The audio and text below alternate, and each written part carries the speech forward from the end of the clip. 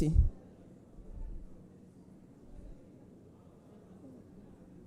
What is the problem?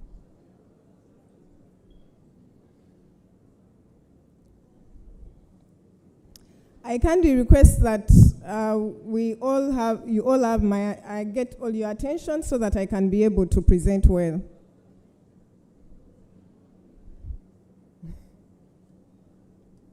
So my paper is titled Rethinking Legal Mechanisms on the Elimination of Non-Tariff Barriers within the East African Community. One of these paper was, what instigated me to come up with this paper is the persistence of non-tariff barriers within the East African Community. And one of the major cause of this is the weak enforcement mechanisms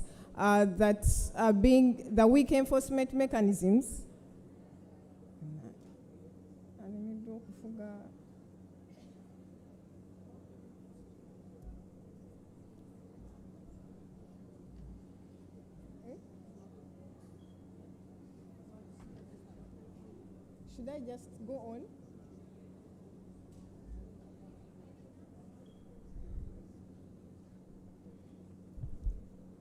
I'm sorry for that, but let me just present without, I think, a PowerPoint presentation. The problem of my study is about the weak enforcement in respect to the legal framework on the elimination of non-tariff barriers within the East African Community. Non-tariff barriers, these are basically restrictions. They are laws that are normally made up by partner states to impede on the trade within the East African Community.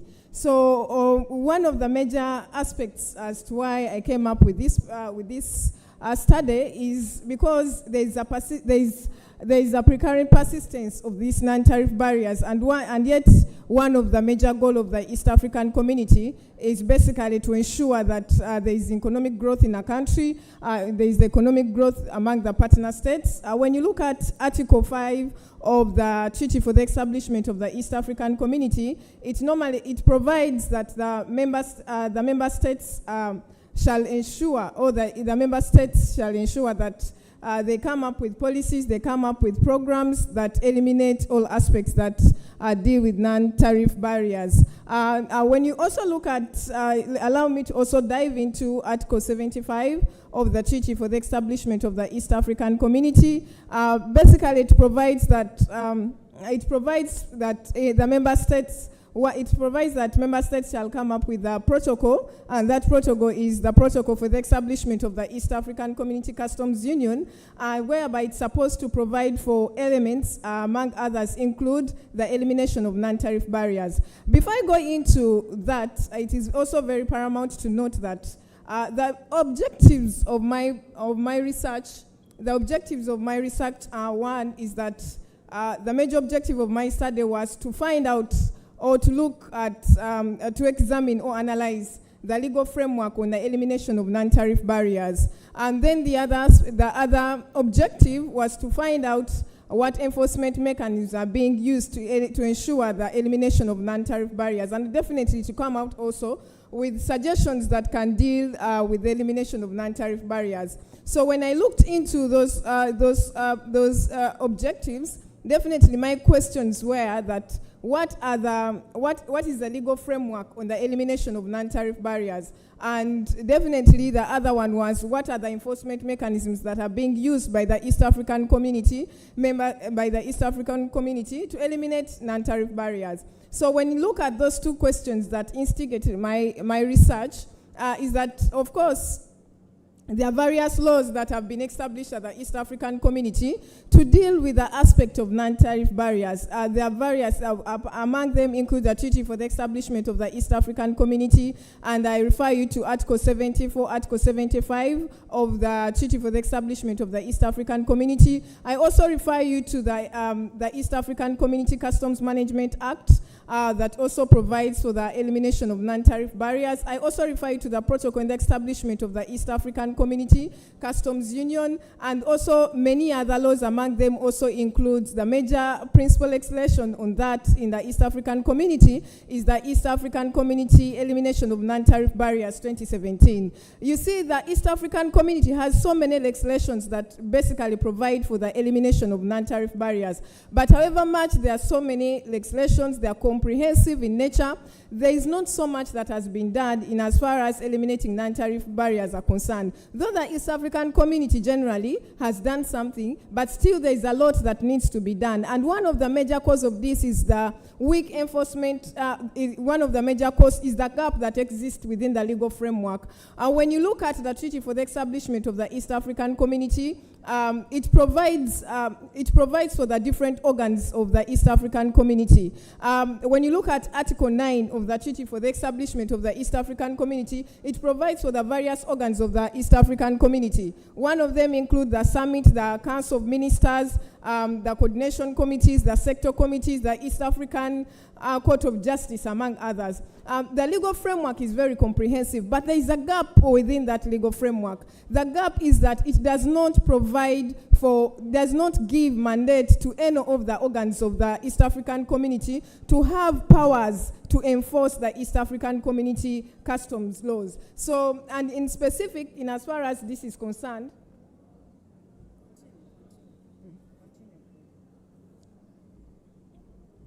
And in as far as the East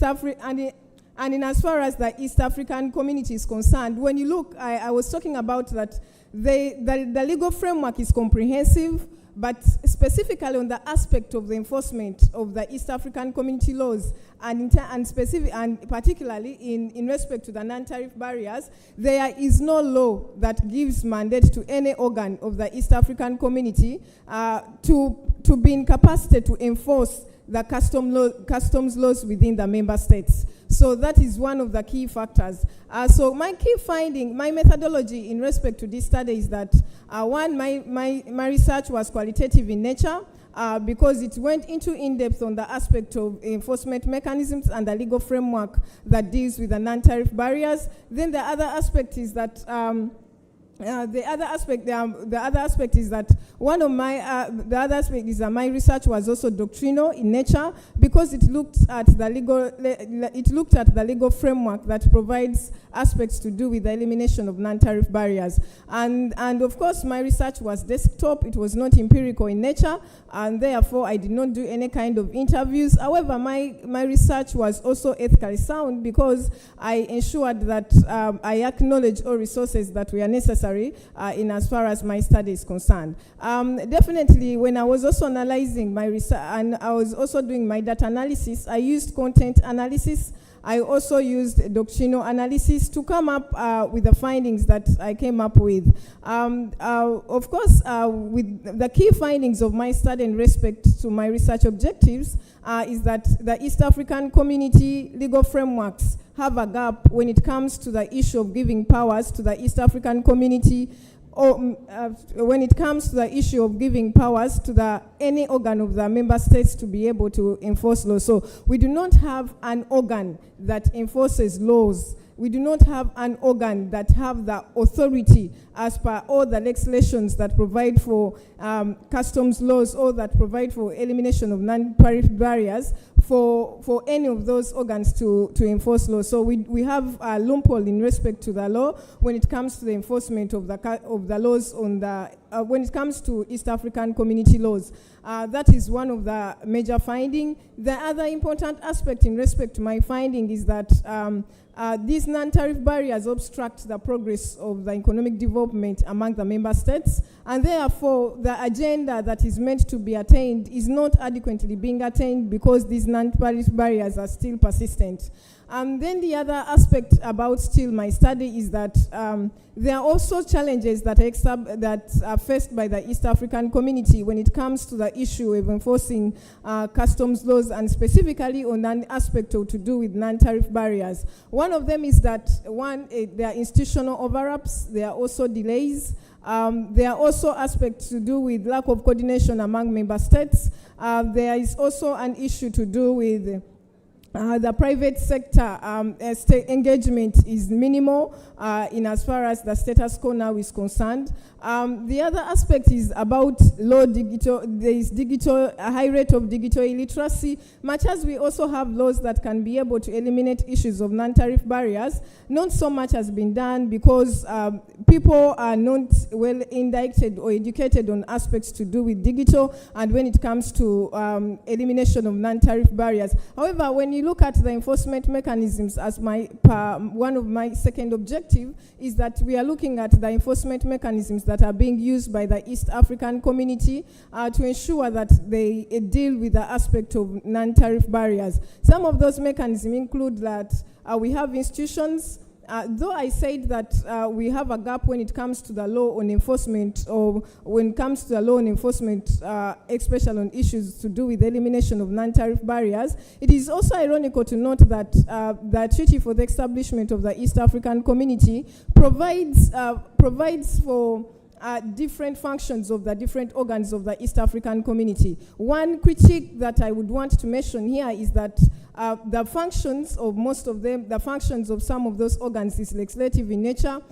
For example, for the summit, it is legislative in nature, and also the East African Assembly. When you also look at the Council of Ministers, its function is policy oriented, and when you look at others, their functions are basically in coordinating perspective and also monitoring perspective. So that is how it basically deals with the issue of ensuring that there is compliance there is compliance on an issue to do away with the non-tariff barriers. Of course, there are also other forums that have been created. One of them is that there are digital platforms that are being created, although they are not maximally being used because members, customs officers, and even the other stakeholders like clearing agents are not indicted well to know how to use them. As of now, the last time I checked, which is just minutes after I've come to present, is when on the digital platform that is shared by the East African community, East African community shared by COMESA and SADC,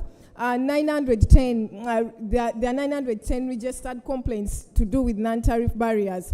And however much that majority of them has been resolved, still you can see that there is a high rate of non-tariff barriers, and which the East African community member states need to deal with. Of course, apart from that, there are also other windows that have been created to ensure the elimination of non-tariff barrier, like the one-stop border post, the regional electronic cargo tracking system, the single customs territory.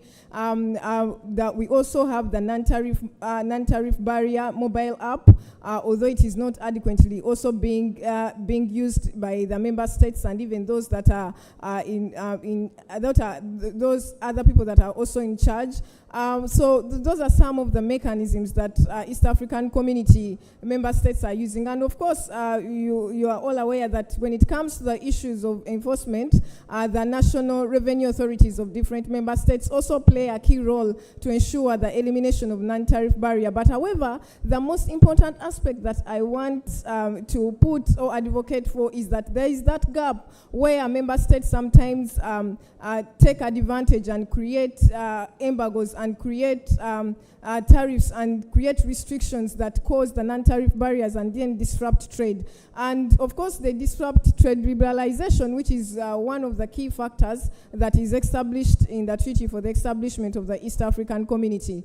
And when, in terms of the policy reforms that I would suggest, in as far as my research is concerned, is that I suggest that there should be inclusivity, especially on issues when it comes to the private sector. I'm also advocating that much as there is harmonization of the standards and policies that are being used by member states, there should also be continuous harmonization, because as it stands now, most of the partner states have different tax regimes, and sometimes which brings in issues to sometimes which disrupt trade in that manner. And there is also an issue when it comes to that I advocate for is definitely I advocate for an amendment of either the Treaty for the Establishment of the East African Community to provide powers to the Council of Ministers to be incapacitated to enforce the customs laws and specifically to enforce laws that deal with elimination of non-tariff barriers. Definitely, I will also advocate that there is development of digital infrastructure, because some of the member states are not up to date, or they are not on the same status with others because of it. And definitely, there is also a loophole when it comes to awareness. Most people are not aware of some of these even reforms that are being made, which makes it also impractical to deal away with non-tariff barriers. And then the other aspect that I also want to highlight is about, apart from those that have cited of empowering the East African Community Council of Ministers to be able to have authority as per the law, and also the harmonization and also private sector engagement, especially inclusion, and also continuous sensitization of the member states. I will conclude by advocating that one of the key selling unique points that I would want everyone to pick in my presentation is that there is a gap in the law that when it comes to issues of non-tariff barriers, when it comes to issues of enforcement of customs laws, and that gap is basically in terms of the loophole that exists, whereby we do not have a regional organ that has the authority to ensure that enforcement of customs laws, especially on issues of non-tariff barriers, is being dealt with. And then the other policy issue that I would want to, that I'm advocating for, mainly apart from all those that I've cited, is that the Council of Ministers is given mandate to do so, and also upgrades in respect to infrastructure. Thank you so much, and that is my presentation.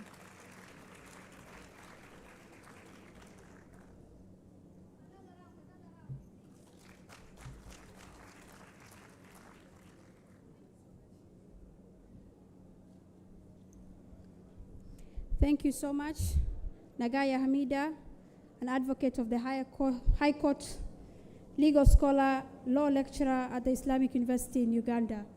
Please give her a big round of applause once again. That was such an insightful paper. For our next speaker, I would like to welcome to the stage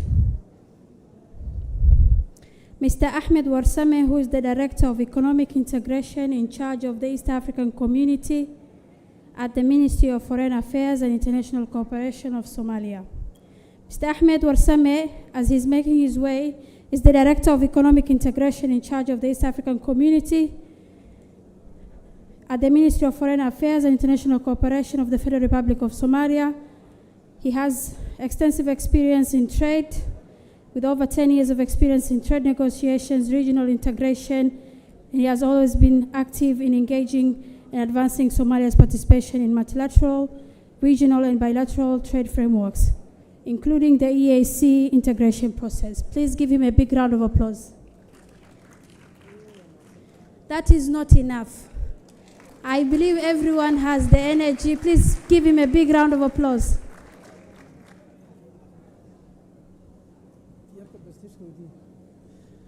Bismillahi Rahman Rahim. Galab wanaagsan dhammaantiin. Waxaan rajaynayaa maadaama Soomaaliya ay ka mid noqotay EAC inaadnaan soo cunin maxaa la yidhaahdaa ugaali oo aad energy fiican helaysaan aad ku dhageystaan galabta presentationska.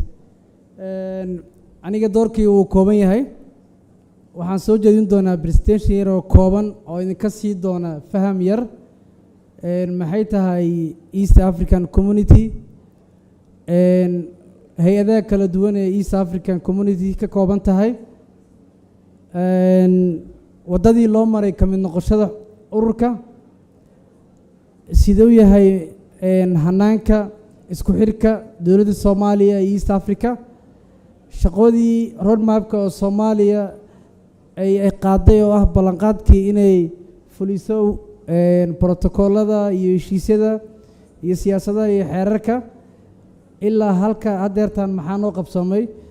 Presentation yar oo kooban soo jeedin doonaa insha Allah. Next please.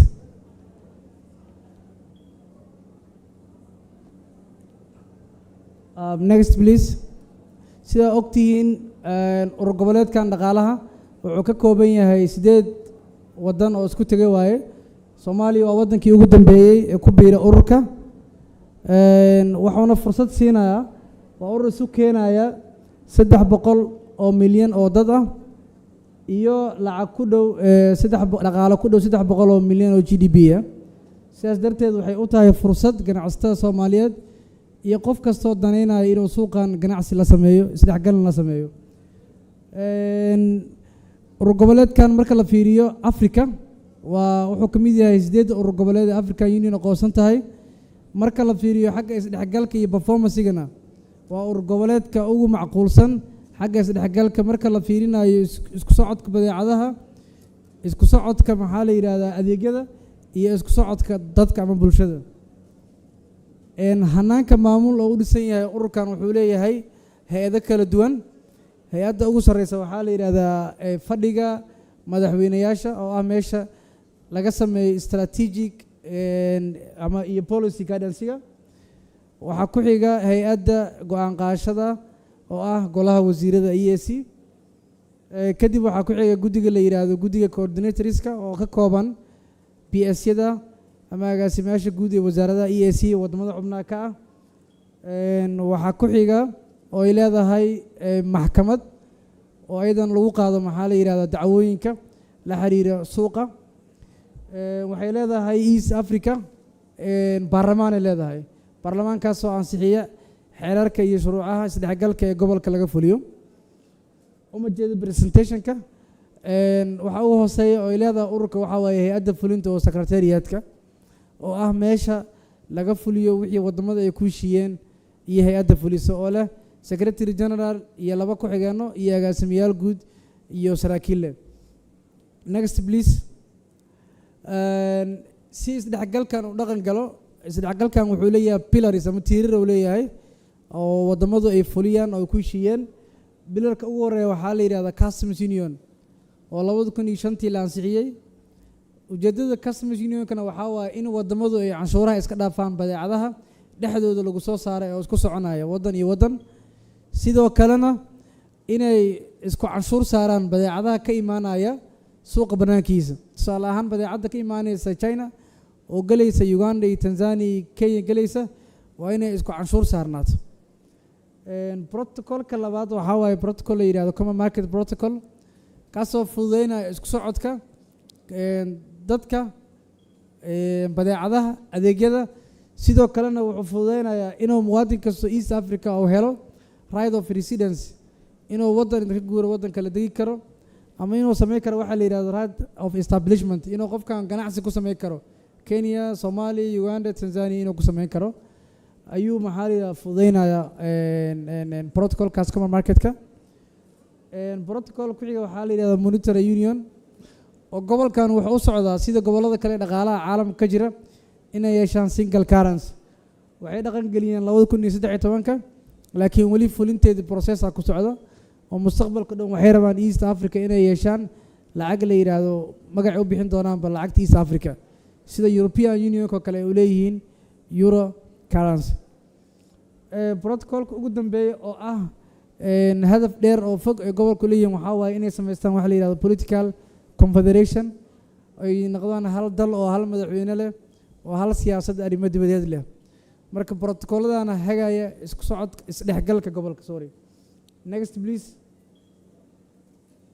okay sawir waxaan ka siinaynaa Soomaaliya marka ay ku biirayso processka ee soo martay Soomaaliya sida ogtiin madaxweynuhu halkan ka sheegay 10 sano ay ku qaadatay Soomaaliya inay halkan imaato markii ugu horeysay Soomaaliya waxay samid gareysay codsigeeda ku mid noqoshada ururka 2012 Soomaaliya xilligaas ma aysan suurtagal in la aqbalo waana markii ugu horeysay oo madaxweynahan doorkiisii hore oo dalka madaxweyne ka noqdo kadib soo laabashada madaxweynaha jamhuuriyadda xilligan jooga Soomaaliya waxay mar kale codsatay inay ka mid noqoto ururkan 2022 kadib go'aanadii ka soo baxay madaxweynayaasha East Africa waxay noqotay in Soomaaliya la diro khubaro East Africa ka socdo oo daraaseeya Soomaaliya horta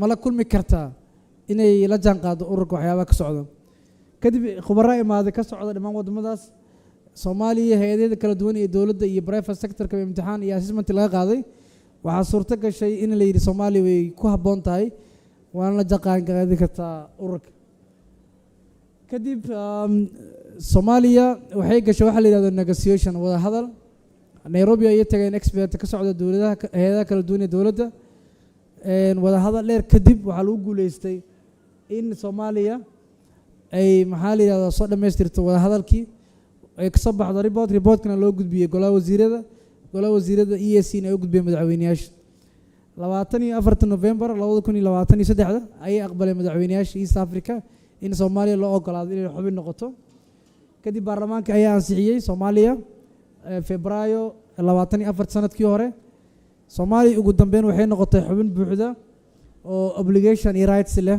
4 Maaj 2024 oo hal sano iyo xogaa laga joogo hadeertan Soomaaliya wadadaas dheer ee soo martay si ay u mid noqoto xubinnimadan East African Community next please okay markii aan ka mid noqonay urur goboleedka waxaa la sameeyay waxa la yiraahdo roadmap of implementation maadaama wadamadan ay naga horeeyeen waxaa la rabaa in laga daba tago si loo daba tago marka waxaa la sameeyay milestones iyo activities laga rabo Soomaaliya inay fuliso si ula qabsato wadamada meesha ay joogaan sidaad u jeedaan please next slide sidaad u jeedaan charterkan roadmapka waxyaabaha noogu qoray waxna waa noo fuleen waxna maxay nooma furin laakiin marka aad fiirisid commitmentii ugu horeeyay waxay ahayd in la sameeyo coordination mechanism oo ah in la sameeyo wasaarad waxaan coordinate gareysa iyo sidoo kale qof sarkaal oo PS ka ah meesha oo xiriirka maxaa la yiraahdo East African Community iyo dawladda Soomaaliya ka shaqeeya wasaaradda waa la sameeyay wasaaradda arrimaha dibadda waaye qofka technicalka ugu sareeyana waa agaasimaha guud ee arrimaha EAC wasaaradda arrimaha dibadda oo aan la joogo halkan oo ku guuleysan labadaas activity oo hal meel liston isku ahay 100% waaye arinta ku xigta waxay ahayd waxa la yiraahdo domestication process oo la iska rabo in la sameeyo legal draft oo siinaya East African Secretariat ee East African shuruucdeeda in Soomaaliya laga fulin karo loona hogaansami karo ayaga wali kuma aanan guuleysan inaan sameeyno milestone ku xiga waxa uu ahay protocol ku xiga waxa la yiraahdo customs union protocol xilliga aan sheegayno waa 2024 waxaa qorshaha noogu jirtay inaan sameeyno 24 activity 8 waa ku guuleysanay 10 way socotaa 6na waxba lama bilaabin micnaheedu marka waxa waaye sanad gudaheed wax badan aan ka qabanay qaybtaas kama market protocol sidoo kale 26 qorshaha noo taal inaan ka qabano 10 waan qabanay dhan waaye 10 waa noo socotay 6 way noo socotaa 10na maxaa la yiraahdaa wili lama bilaabin so within 1 year waxaan ku sameynaynaa progress aan sameynaynaa insha Allah si dad badan meeshan joogay ka dhawaajiyaan sidoo kale waxyaabaha kale ku xiga ayagana oo monetary unionka iyo political federationka iyo cross cuttingka ayagana waxna waa la qabtay waxna lama qaban so kan sawir guud marka ka bixina sanad gudaheed markii aan ka mid noqonay urur goboleedkan maxaa noo qabsamay halkee joognaa so waxaan haysanaa marka istaraatiijiyada markaan sameynayno meelaan ka guuri doonaa ka tilaashan doonaa next slide please okay challenge-yada jira maxay yihiin marka muhiim waaye conference-gan inay ogaadaan ama loo bandhigo challenges ka jira si maxaa la yiraahdo papers ka soo baxay conference-ga ay xal u noqoto challenge-ga jira challenge ugu horeeya waxaa kamid ah dah ku yimaada markii la sameynayo shuruucda iyo xeerarka iyo siyaasadaha waa ogtihiin waqti badan ay qaadanaysaa waa ogtihiin hay'ado badan ay kala dhexaysaa waa ogtihiin nidaamyo dawladeed kala duwan aan leenahay soo dah badan ay ka yimaada sababtoo ay tahay waxaan ka rabaa inaan xeerarka customka wax ka bedelno xeerka socdaalka wax ka bedelno dhammaan xeerarka ganacsiga wax ka bedelno ayaga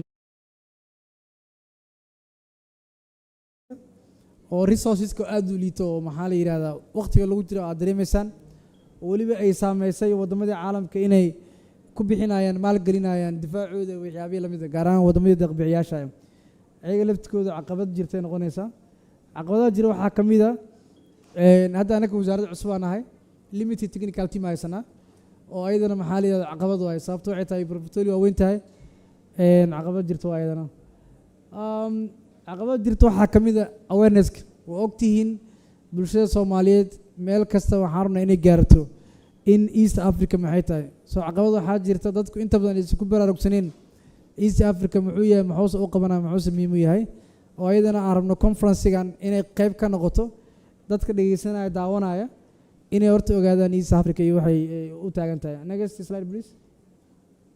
Okay. I think slide-kan slide u muhiimsan waaye presentation-keena. maxaa marka dowladda ama wasaaradda arrimaha dibadda u ah policy priorities kan ugu horeeya waxaa waaye customs harmonization-ka sidaa ogtihiin si aan ula ganacsano dadka oo gobolka jooga waa in customs-keena wax ka qabanaa marka si customs-keena u qabana waxaa waaye in kasimada Soomaaliya kala duwan ee heer dowlad goboleed iyo heer dowlad federaalba in maxaa la yidhaha la sameeyo alignments oo isku canshuur noqdaan isku procedure noqdaan isku documenti ay noqdaan sidoo kale si taas loo gaaro waxaa priority noo ah in la helo Somali Revenue Authority oo ah hay-addii maamuli lahayd dakhliga dowladda hay-addii ka shaqayn lahayd kastamida iyo procedurada trade facilitation waxyaabaha policy priority-ka marka waxaa ka mid ah iyadana in la hagaajiyo hanaanka fududeynta ganacsiga oo waxaan rabnaa markii kalluunkeena loo finaayo kalluunku waa ogtihiin iyo badeecadaha kaloo Soomaaliya ka ganacsato waa commodity ama primary goods waaye waxay u baahan yihiin inaysan waqti ka lumin waxay u baahan yihiin inaysan waqti ka lumin waxay u baahan yihiin meesha ay ka baxayaan meesha ay ka galayaan in loo fududeeyo procedureskooda marka in Soomaaliya ay fuliso EAC elimination of non-tariff barriers act Soomaaliya waxyaabaha priority way ka mid tahay waxyaabaha kaloo priority-na waxaa ka mid ah inaan fulino lana qabsano standardka East Africa oo qaatay waa ogtihiin waxaan haysanaa hay-ad standard oo Soomaaliya cusub oo ka shaqeynaysa waxyaabahaas si marka badeecadeenna ay u dhoofto kalluunkeenna ama xooleen u dhoofo waxaa u baahnaanayaan inay la kulmaan standardka EAC marka si taas loo gaaro priority noo tahay standardka inaan wax ka qabano waxyaabaha kaloo noo ah priority waxaa ka mid ah common market protocol-ka markaan fiirino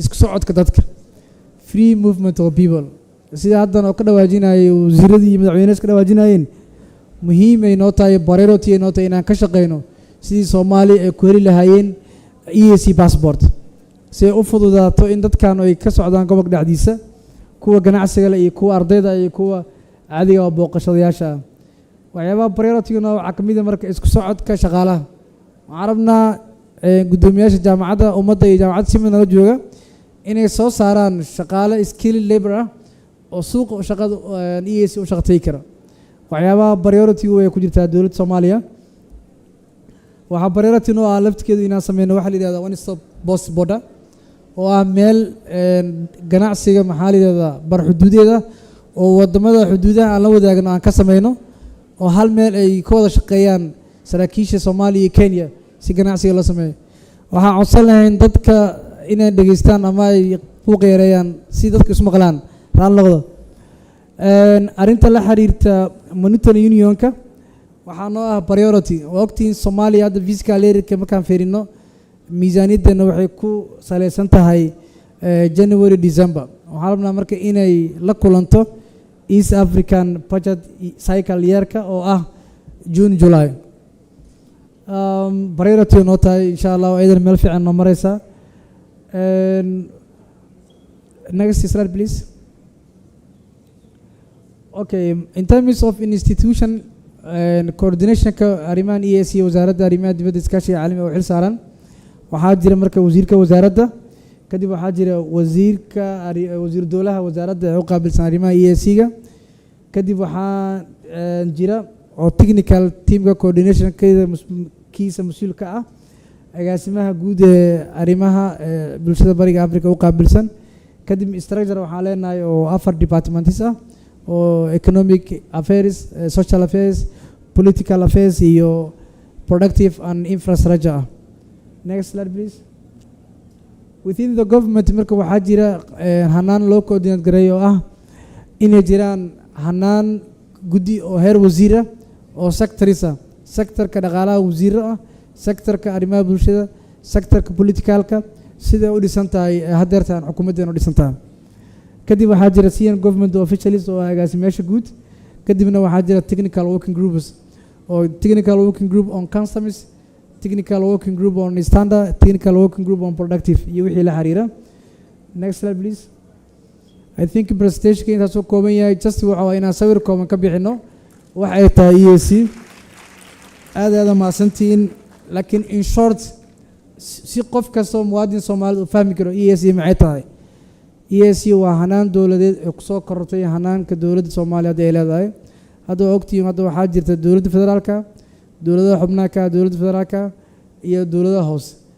hadda waxaan ku biirnay dowlad la yiraahdo dowlad goboleedka East African Community oo leh baarlamaan, oo leh golo fulin, oo leh golo wasiiro, oo leh maxkamad iyo hanaan kala duwan heedeed. aad iyo aad u mahadsantihiin. asalaamu calaykum waraxmatullahi wabarakaatuh.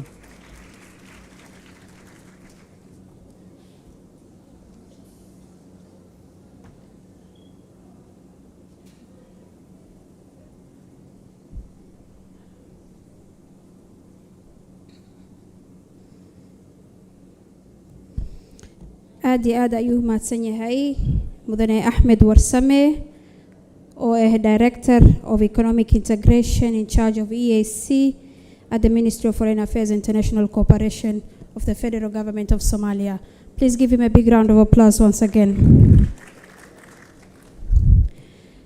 Ladies and gentlemen, EACCON 2025 is more than a conference. It's a regional movement driving deeper collaboration, inclusive growth, and long-term economic resilience across the Horn of Africa and the broader East African community. This year, our conversations are anchored around 4 interconnected sub-themes, each exploring practical pathways towards sustainable development and economic transformation in the region. We have smart agriculture and climate resilience, which delves into how technology and innovation, from artificial intelligence to precision farming, are reshaping the future of food security in East Africa. We also have digital payments and financial inclusion, which focuses on the promise of harmonized cross-border payment systems, blockchain innovation, and mobile money. Okay, this word is hard to pronounce.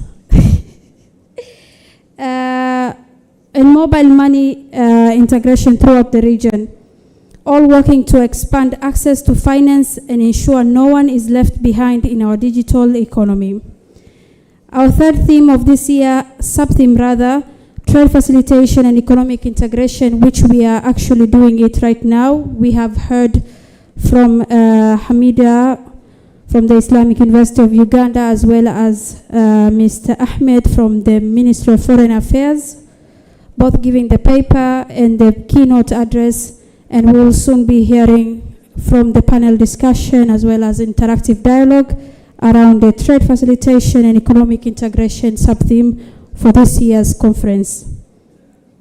And finally, investment and private sector growth, which brings together entrepreneurs, investors, and governments to explore how public-private partnerships can unlock new opportunities in agriculture, fintech, and trade infrastructure, which drives job creation and sustainable prosperity for the East African community member states. Each of these themes will feature a research paper, presentation, a keynote address, a panel discussion, and interactive dialogue designed to move beyond ideas to action, sparking solutions that shape the future of our region. Now, as I've mentioned earlier, we are in the trade facilitation and economic integration sub-theme for this year's conference, and we have already heard from the paper presentation by Dr. Hamida and a keynote address from Mr. Ahmed from the Ministry of Foreign Affairs. And before I welcome the moderator of our first panel for the EACCON 2025, I would like to request first that all of you kindly stand up. I see the energy is draining, so I would like to please for all of us to stand up. Thank you so much. Those in the back seats, please can you stand up? Thank you so much. Please, all of us, let's bring the spirit of the East African community here in Mogadishu. Are you ready? No, I cannot hear. Are you ready, guys? Okay, let's see if you are ready. I'm not giving any gifts, by the way. I'm going to say some words, and I would like to request that you repeat the same words. We have seen from the success of the previous EACCON that we are moving from dependence to independence. How are we moving from dependence to? From dependence to? We as East African, we are moving from fragmentation to integration. How are we moving from fragmentation to what? Integration. We are moving from policy to practice. We are moving from policy to what? Policy to what? I'm going to repeat, this is the hardest part. Policy to what? Okay. And above all, we are moving from possibility to prosperity of this beautiful region. Ladies and gentlemen, you may have your seats, and please give me a big round of applause to welcome to the stage the moderator of the next session, which is a panel discussion, Ms. Farhia Mohamud, who is a research and policy analyst at the Somali Public Agenda. Please give her a big round of applause. A big one, a big one, a big one, please.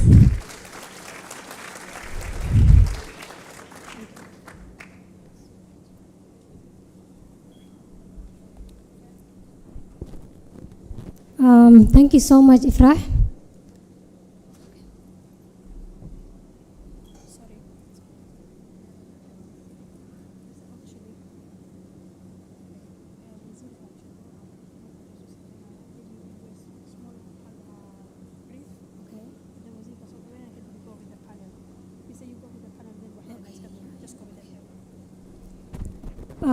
Bismillah, wa salatu wa salam ala Rasulillah. Dear participants from the government institutions, from the civil society, private sector, also esteemed guests from the EAC and beyond. Assalamu alaikum wa rahmatullahi wa barakatuh, and good afternoon to all of you. My name is Farhia Mohamud. I will be moderating the first panel discussion for the EAC Conference 2025. We will be focusing on Somali integration in terms of common market. We will be looking at legal, diplomatic, and also market integration.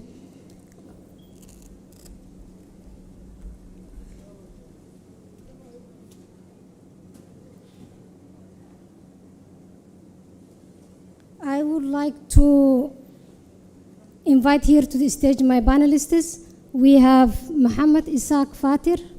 Please welcome. We also have Dr. Abdisalan Hadli Umar.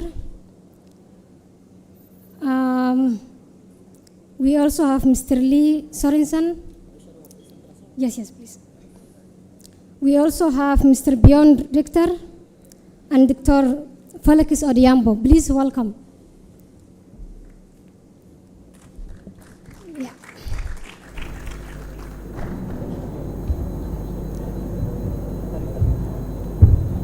Do we have Dr. Odiambo in the hall? Oh, please welcome.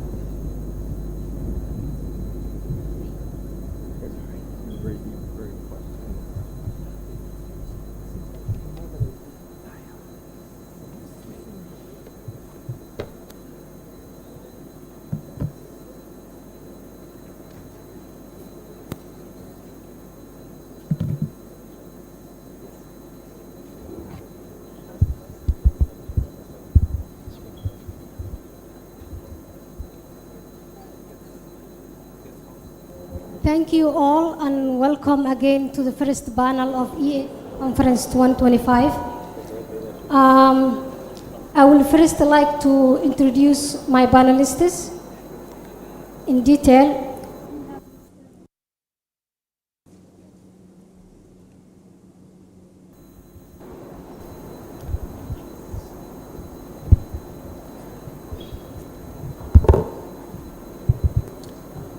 We have Mr. Muhammad Ishaq Fatir. He is a Somali career diplomat and senior official at the Ministry of Foreign Affairs. He has served as the director of, he's from my left. He has served as the director of the Africa Department, UN Coordinator Advisor in the International Cooperation Department. and in the offices of the Minister, Deputy Minister, and Permanent Secretary. He led Somalia's campaign for a UN Secretary Council seat 125 to 126 and contributed to its East African Community Accession talks before his appointment as Director General for EAC Affairs. He holds an MA in Global Diplomacy and Sustainable Development from Lewis University at Rome and a BA in International Relations from EACCON University in Istanbul. We also have Mr. Lee Sorensen.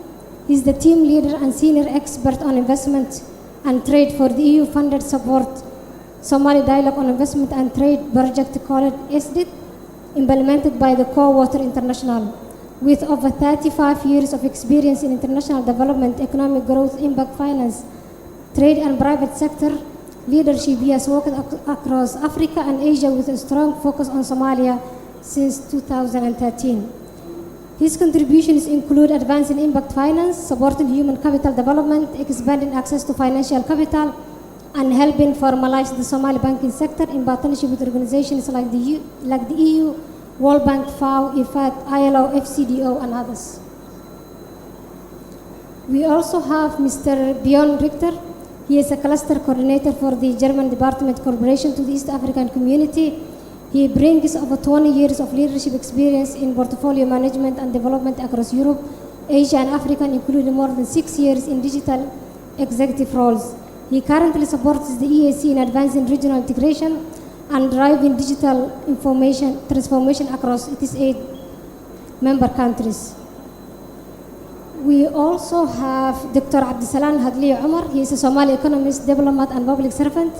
He is the presidential envoy, a special envoy for the East African community, and he has previously served as the Somali's Minister of Foreign Affairs. Over the course of his career, he has held senior leadership roles in both Somalia and United States, including the Governor of the Central Bank of Somalia, Director of the UNDP Somalia Financial Service and Governance Program, Chief of Staff in the Executive Office of the Mayor of Washington, D.C., and Chief Business Officer for the city's public schools. And last but not least, we have Dr. Felix Otieno Odhiambo. He is an advocate of the High Court of Kenya and partner at the Javed Campin Felix and Smith Advocates LLB in Nairobi.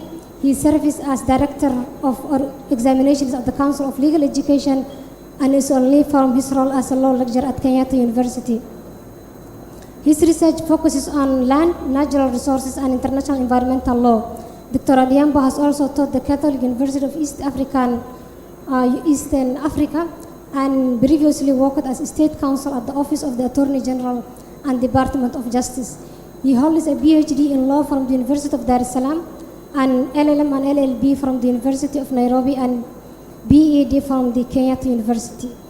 Please put your hands together for my wonderful panelists.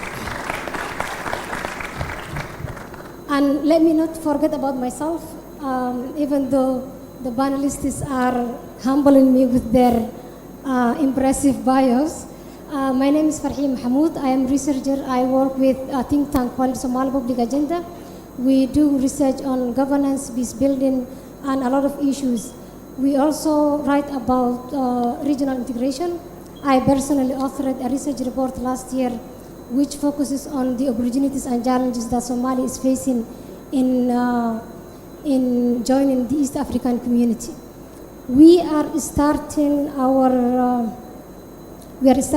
panel. I will ask the panelists some questions, then I will give you an opportunity to reflect and ask questions. I would like to start with Dr. Hadliye. I would like you to first talk us through the EAC and the steps that Somalia is taking currently to achieve the economic or market integration. Please welcome.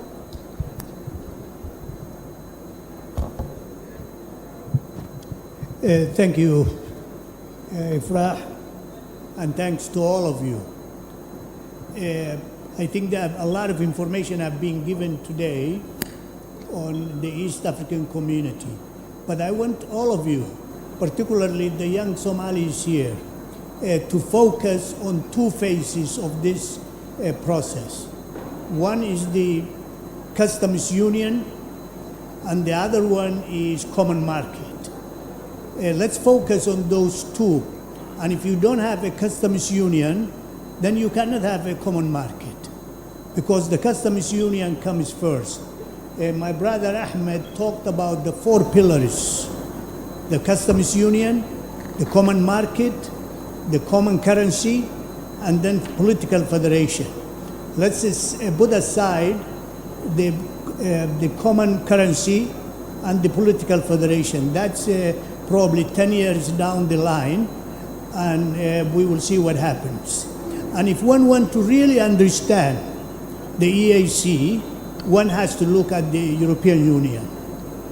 It's a carbon copy of the European Union. European Union, I don't know if you remember or not, it started with the European Commission. And it was a commission for a long time, until they have reached the status they have today. So that's where the journey is heading. But today, we think about the customs union, and we think about the common market. And let's just start with that.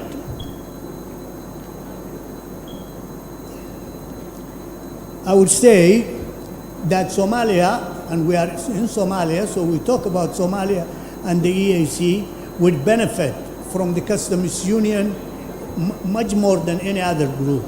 We are closer to the sea than many others, except Tanzania and Kenya, but we are on the Red Sea, and then we are on the Indian Ocean.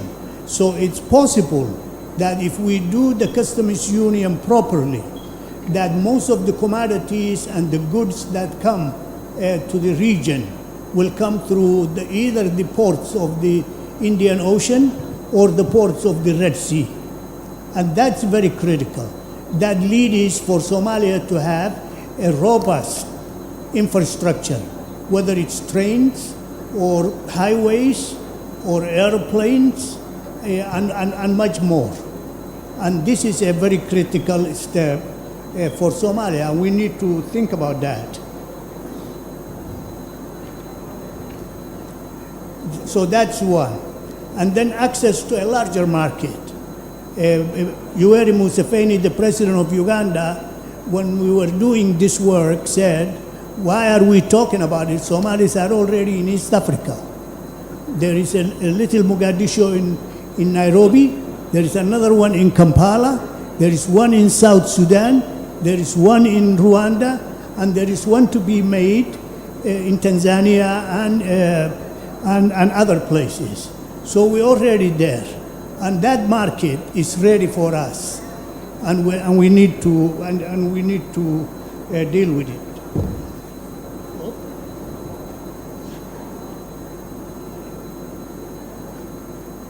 We also need to reduce trade barriers. That's what the customs union comes in. That you have to have a uniformity in the whole region. Do we have a uniformity in the region today? There are different levels that the countries in the East Africa are doing. Number one, Kenya is probably the most advanced in this situation, and in many other situations and elements of the EAC. Maybe Uganda is next, and then Tanzania, and then up and coming is Rwanda. But the others, South Sudan, Burundi, Congo, and Somalia are lacking behind, and we need to really work on that.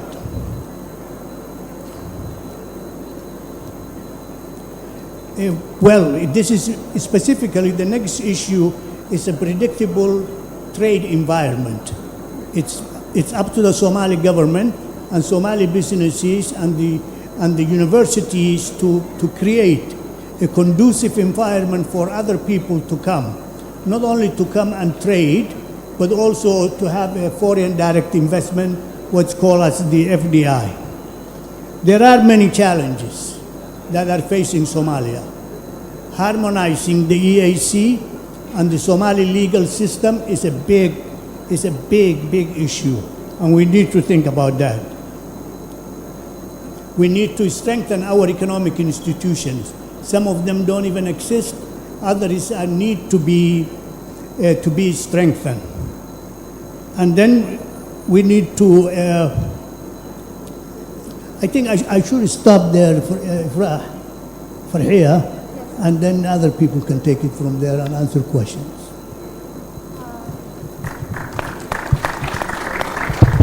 Thank you so much, Dr. Hadliya. I would like now to come back to Mr. Fatir from the Minister of Foreign Affairs. Welcome, please. I would like to ask you about the current status of Somalia in terms of market integration, and also about the roadmap, integration roadmap that the ministry has developed last year. Please welcome. Thank you so much, Maria, and let me start by appreciating the distinguished panelists who are also present here with me, and our distinguished guests from Somalia and our partners. The Somali integration to the East Africa is the early stage, as my colleague Ahmed has explained it, and also our envoy just said quick things about that. But however, let me reflect back in terms of what actually we have done so far and what we are planning to do so far. Recently, we are 1 year old as Somali became the 8th member of the East African community. And now we have taken several steps to ensure that how we can measure progress in order to have a successful implementation into the roadmap aspect. So starting from establishing a dedicated office at the Ministry of Foreign Affairs that coordinates between Somalia and East African community and Somali agencies and ministries as well, and also manages the status implementation of the community as well. On the other hand, since our joining, we have taken steps that is, we can fairly say that it is the basic infrastructure and basic steps in order to have a full integration into the community. In Mogadishu, we have established the National Trade Committee, which actually embedded and mandated to report any trade barriers between the community in everywhere, all the partner states. For example, if there is a Somali citizen in Kenya or in Rwanda or Tanzania or elsewhere in the EAC partner states faces challenges, they can report to this committee, and this committee would raise to the Secretary General, and then Secretary General with the Council of Ministers are going to raise to the heads of state, which are the summit, and then the summit makes directive is that.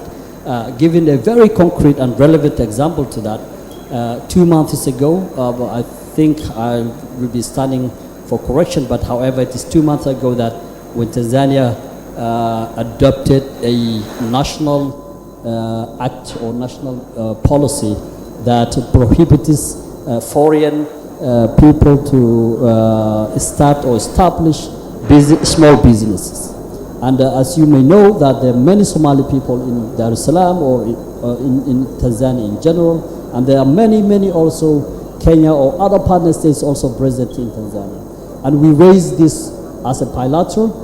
We also raised this as through East African existing frameworks and mechanisms, and we have succeeded that Tanzania accepted that this may not affect the East African community members. So already it's working, and we are in a very good position of that. We also established that other committee that deals with the services and goods, because as you may be aware, and according to the statistics, East African countries currently trade themselves on food and milk and beverages. So in that terms, we also established that committee is monitoring on that area as well, and we are in a very good term also applying and putting successful policies to achieve the roadmap. Further to that, we also extend our leverage to the community as well. Somali is now represented in the Secretariat. We have appointed our liaison officer to the Secretary General office. We also appointed our DLO, which is the Defense Liaison Officer in the Defense Cooperation Component Protocol, and we also appointed, which will be sworn in and will be starting his duty next month when the heads of state summit adopted, the Somali representative in the East African Court of Justice, and he will be officially appointed by the summit next month, November, when we are having the summit in Mombasa. We are now in the process of finalizing the parliament, the East African Parliament representative to Somalia, from Somalia to the East African Parliament, and this will happen very soon, and I think from that point Somalia will be in a very good position in fulfilling it is all first-hand implementation strategies. But further to that also, right after this meeting we conclude, after tomorrow, on next week, 13th of October until 18th of October, we are going to host in Mogadishu a large delegation of people from East African Community Secretariat and partner states, that we are working together with all our ministries, government agencies, and every office of the country, that we are going to hold the roadmap implementation strategy. That gives us the opportunity to outline where exactly we are right now and what we are doing so far, and how we can further evaluate and how we can fast track and expedite the process that we have already committed. For example, what we're doing, we were supposed to establish National Revenue Authority next year. However, doing so, it needs a lot of national consultations, it needs a lot of national dialogue between the two structures of government, and that would also something we are now working with the Ministry of Finance and Ministry of Trade. We are now establishing task force. We're already in the process of establishing task force that composes the two structure of government, mainly the Director Generals of the Ministry of Finance and Trade from federal member states and federal government of Somalia, and they will be discussing how we can achieve actually a unified customs union. And I think that is where we first of all start. We felt that we need to start on those things first, so that we can answer the question that how Somalia can benefit from the East African community, because we need to prepare the necessary infrastructure.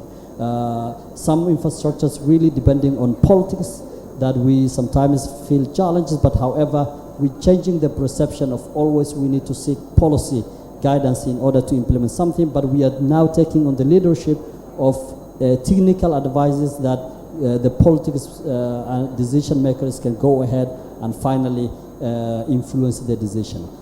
So this roadmap implementation would also give the chance that we evaluate on the process where we are, and then we're coming back to see how we are also taking more further steps to ensure that the roadmap implementation is in progress, and Somalia is committing it is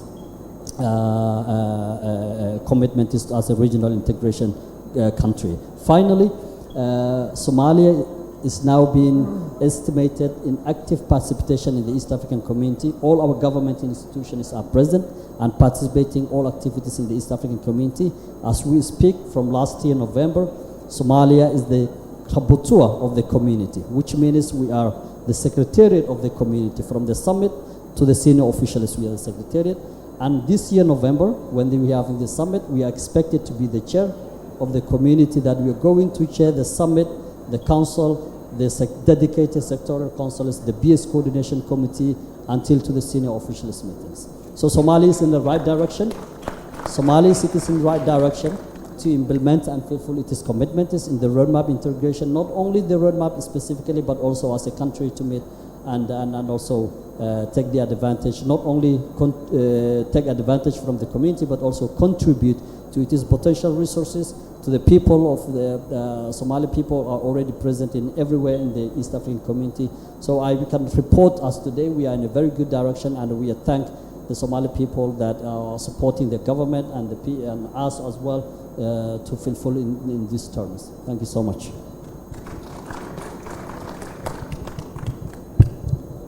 Thank you. We also can understand the political commitment that the government needs in order to harmonize the national customs and then integrate to the East African community. We hope that next year the ministry will have much more achievements. Next we will be having Mr. Bion about digital initiatives. As a digital expert in East African community, what are the crucial digital, logistics in terms of logistics that the Somali government and Somali people can benefit from for meaningful economic integration? Yes, thank you very much. Congratulations first and foremost. I think it's structures in place, it's political commitment, and there's leadership seen, in the other 7 partner states, but also in trading partners from outside, being it China, India, UAE, or Europe. As these are the biggest 4 trading partners. So it's a great achievement. And answering your questions, still the question is what is in for the Somalia people, and from our point of view, Somalia is positioning themselves as a leader in innovation and also as an early adapter when it comes to payment systems and when it also comes to connectivity via mobile phones. And that's something obviously countries like Kenya and Rwanda are also having, but you do this from a position of strength through the private sector engagement. So if you would design a key project around that payment link, for example, that makes it easier to send transaction across borders and actually enable then e-commerce with that, you can over time and with good infrastructure as you laid out also increase trade throughout, and this is then modern trade. So and that's enshrined in what you call the cross-border the master plan for cross-border payments, and one of the pilots where Somalia is part on is the interlinkage of the payment systems through a switch. This is a government system that is allowing then the private sector to use safe and secure transactions between Rwanda and Tanzania, and hopefully Kenya and Uganda to come. So from that perspective, it's already on the move. You are connected, you have a payment system and a central bank that is very much driving that, and it's good now to lead this kind of project also for East Africa, that hopefully then Kenya and Uganda and others will join with their own national switch infrastructure. That's actually good news that Somalia is already on the move in terms of digital era. We also have telecommunications. This morning people were talking about Hormuz and how we use mobile money. So can we be a market to East African community in those sectors like telecommunication and digital as leading actors? Yeah, well, we are in the midst of establishing a digital market. I think DSG Arik laid this out in the beginning. There is a digital market existing, and now the question is, what are you doing with it? At the moment, the digital market is very much covered by foreign direct investment, if you want to nicely describe it, or by value extraction in other countries, if you would like to have it a bit more aggressive. It's mainly the US tech companies and also the Chinese e-commerce platforms that are dominating this area. And then the question is, what's the strength of your own data industry? What's the strength of the AI industry and the data centers? Therefore, you need training data. And what, in the nutshell, is also the increase of digital payments and also further e-commerce. So yes, the market is existing, and yes, Somalia is benefiting already a lot from it through the diaspora and obviously also through a lot of systems that you have there. The question is, what is the value extraction for Somalia looking into? And therefore you need a critical infrastructure, and that's why I think we also supported Somalia to be initial part of the AI Alliance, because you have 3 undersea cables coming into the country, and with that you have accompanying data that is coming, and you could be basically not only the port for the ships, but also the port for data to come in and go out in the region, and with that establish quite a strong data industry in the future. And the future is not difficult to achieve, because that is the beautiness in the digital economy. Everybody starts very much on a clean slate. There's not a leader on AI yet. There's also not a leader on data analytics. There's for sure a lot of companies that own the space, but it's never too late because it's an indefinite game. Yeah, thank you so much. So the Somali private sector should be prepared for that massive market, which can they definitely benefit from. And rally ahaad hal mar bartakoolka waxaa ku codsan lahaa in sawaxan kala yareeyo waxaa u malaynaa qaybaha dambuuq badana ka jiro. Thank you so much, Mr. Bion. I would like to now come to Mr. Lee about investment. As an expert in investment and finance impact, I would like to ask you about, what are the factors that can support economic growth in Somalia and also in the region as a whole that will ultimately support the market integration. Please welcome. Well, thank you. First of all, let me say that it's exciting to be here. Having worked in Somalia for over 13 years, I've seen a lot of improvements, and I think we're in a position today to be proud and congratulatory towards Somalia and the achievement. That said, it's the time to also keep going and be encouraged to move forward. In terms of regional integration and also taking advantage of this new EAC market for Somalis, something that you can always rely on with the Somali business is if they see a business opportunity that's out there that's working, they know how to adopt it, adapt it, and take it over and join it. So I think the exposure, and everybody knows what I'm talking about. If one Somali is doing it and doing it well, there'll be others that'll jump in. I think the exposure that'll be coming now that the EAC integration is happening.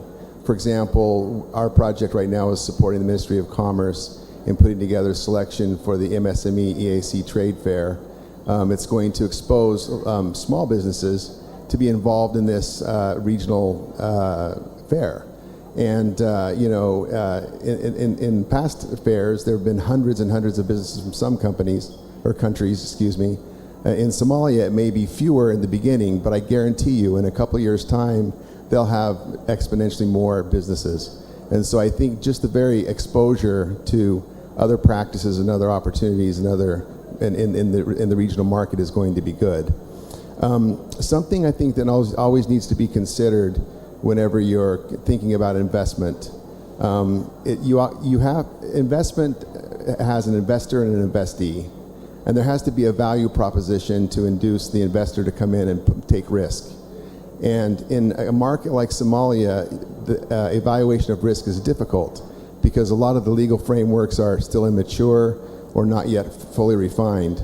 If you think about something as core to the operational foundation as energy, the cost of energy here is very high. The ability to have reliable energy is somewhat low. So there's a tremendous opportunity to come in and invest in the energy space. But the problem with that is, and if you're going to be competitive, you have to be addressing your legal framework. For example, in Somalia, earlier today they were talking about public-private partnerships, and you saw that pie chart that was shown that had the overwhelming majority of investment in PPPs was in the energy electricity sector. For any kind of a private actor to get involved, you have to have some kind of independent power provider framework that's a legal framework that protects the investor. And also you need to get power purchase agreements that are, again, protected, because if you're going to invest in long-term infrastructure, you have to have a power purchase agreement. So, and Somalia is still in the space where they're working those things out. Some of the work that we're doing with the Ministry of Energy and Water Resources and the National Energy Authority is addressing some of those things. But so I think compared to other regional actors, the legal framework is still somewhat immature, but it's moving in the right direction. So I think those are some of the things that could be done.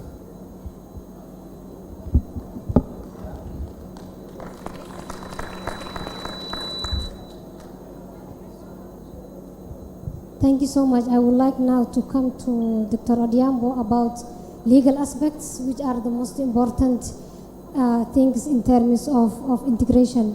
I would like to ask you about what are the legal reforms that Somalia needs to do in order to, integrate the EAC market. Please welcome.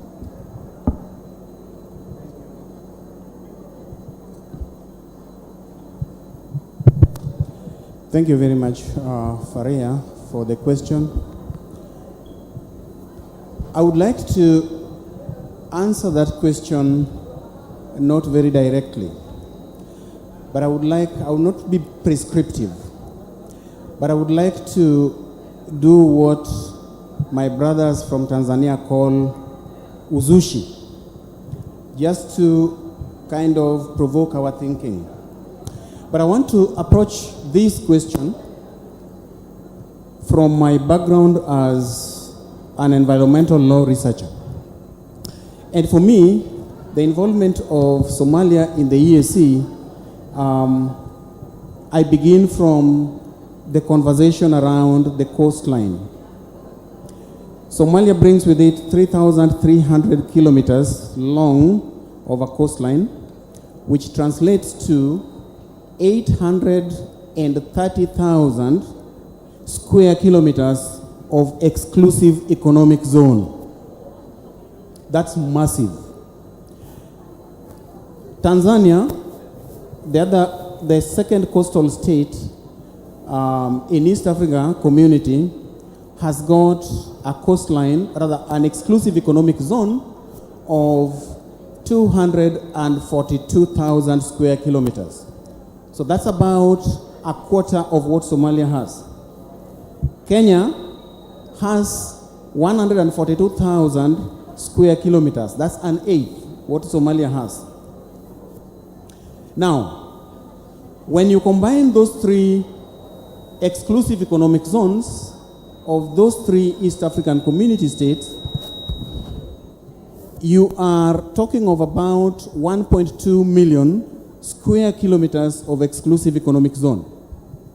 Now, ladies and gentlemen, that brings with it a lot of economic opportunities.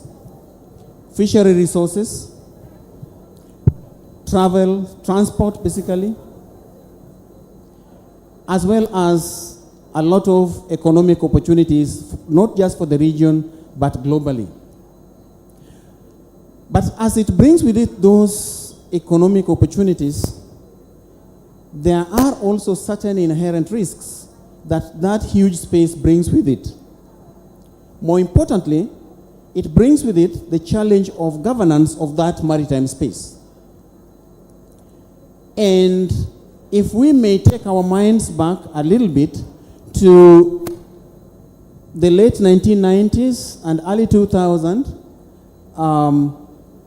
when Somalia's waters were not effectively policed by a state organ, we have the story of illegal dumping of wastes in Somalia's waters. We have illegal, unregulated, and unreported fishing, IUU, massive IUU fishing activities within Somalia's waters. And the flip side of this problem led to the insecurity that came with piracy. And that problem is not a Somalia problem. It is a regional problem. And with that also, that then brings me to the conversation around, if we cannot effectively as a region police these waters, the 1.2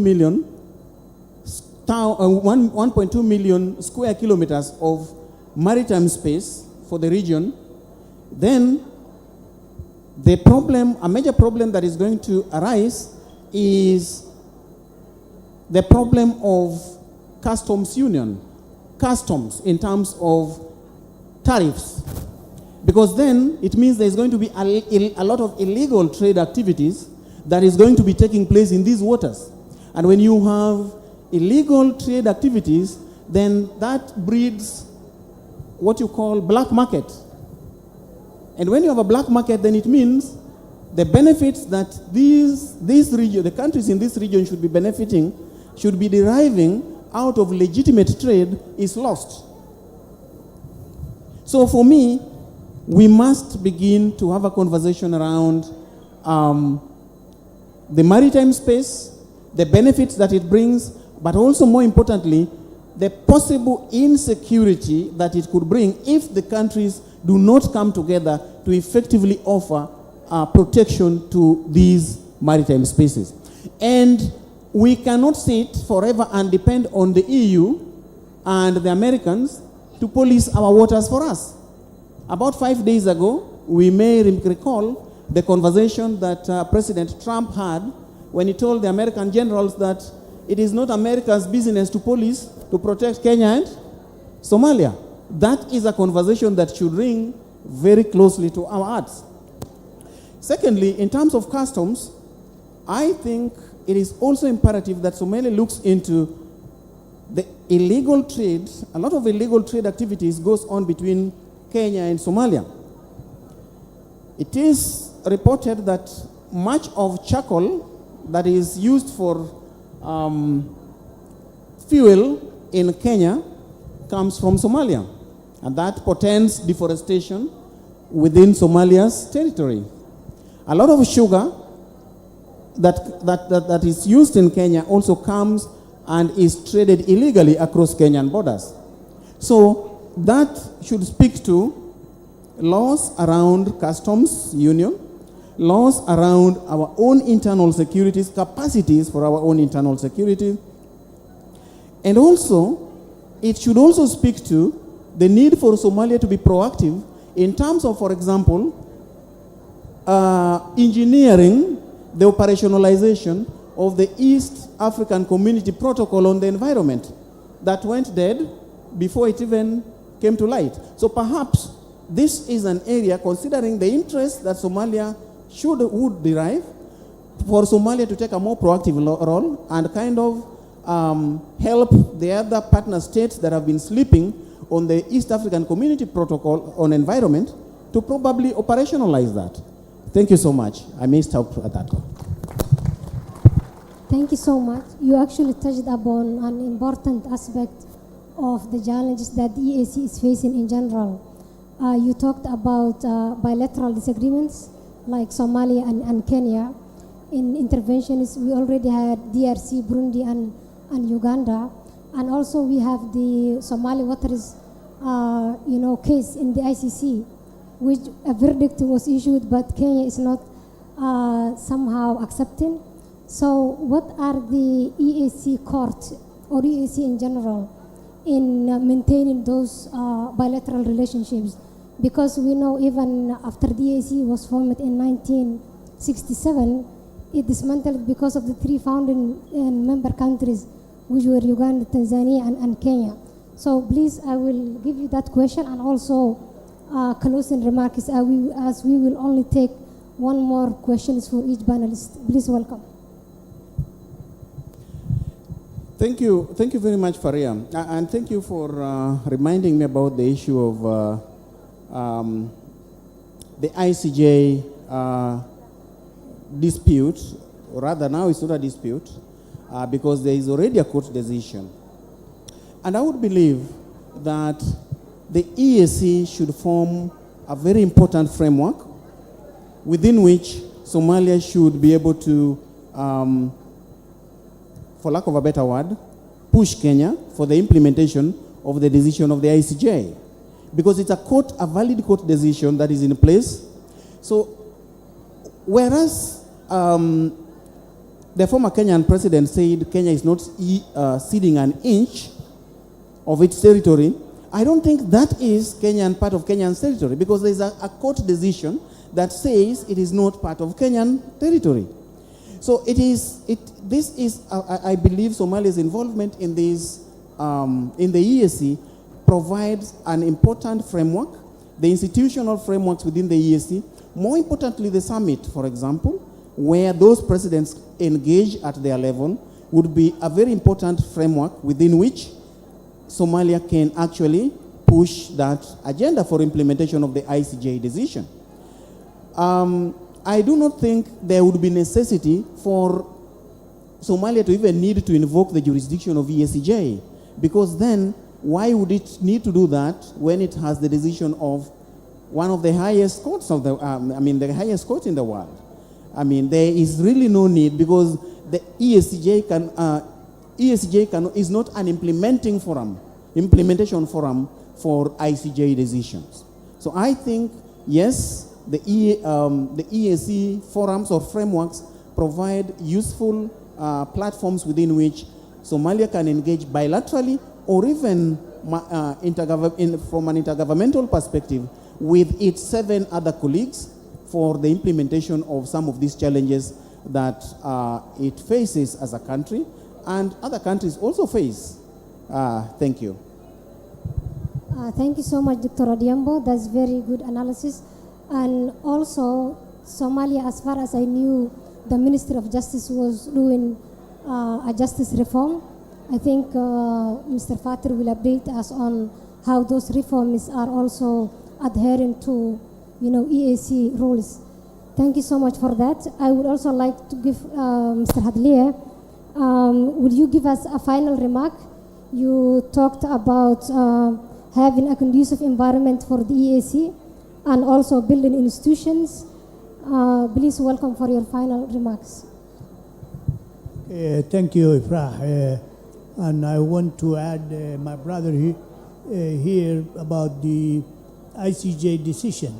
One thing very important is that there is an international boundary, maritime boundary, between Kenya and Somalia for the first time.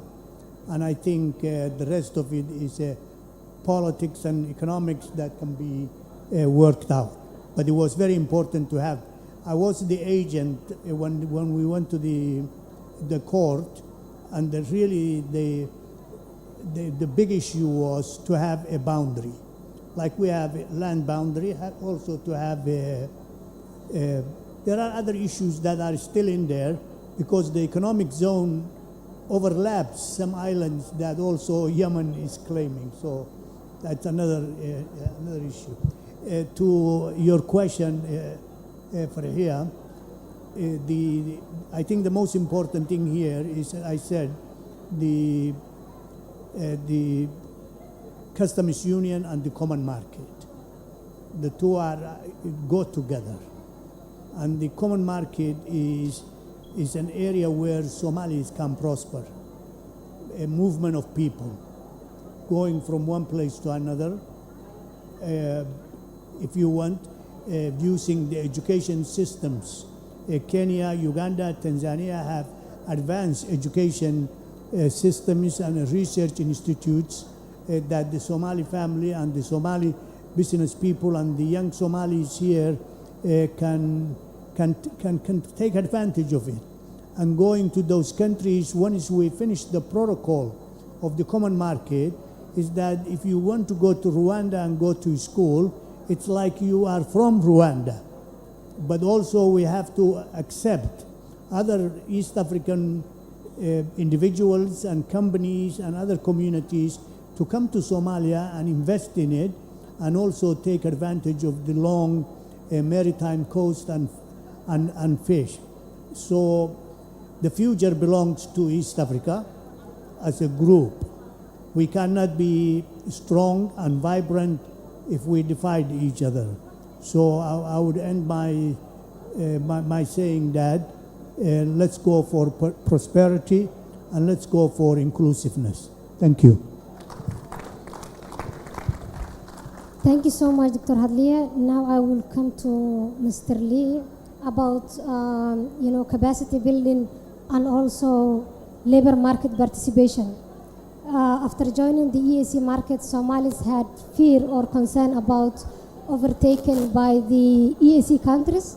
I would ask you about what can they do, or what are the opportunities for local small and also medium enterprises in Somalia to be competitive in the EAC market. Please welcome. Thank you for that question.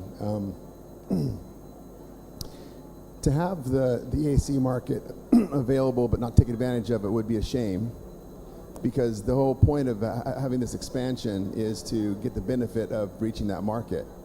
That said, the Somali private sector come into this equation somewhat behind the game. They haven't been as every business is different. Some are more sophisticated than others, but many of the Somali companies may not feel they're competitive.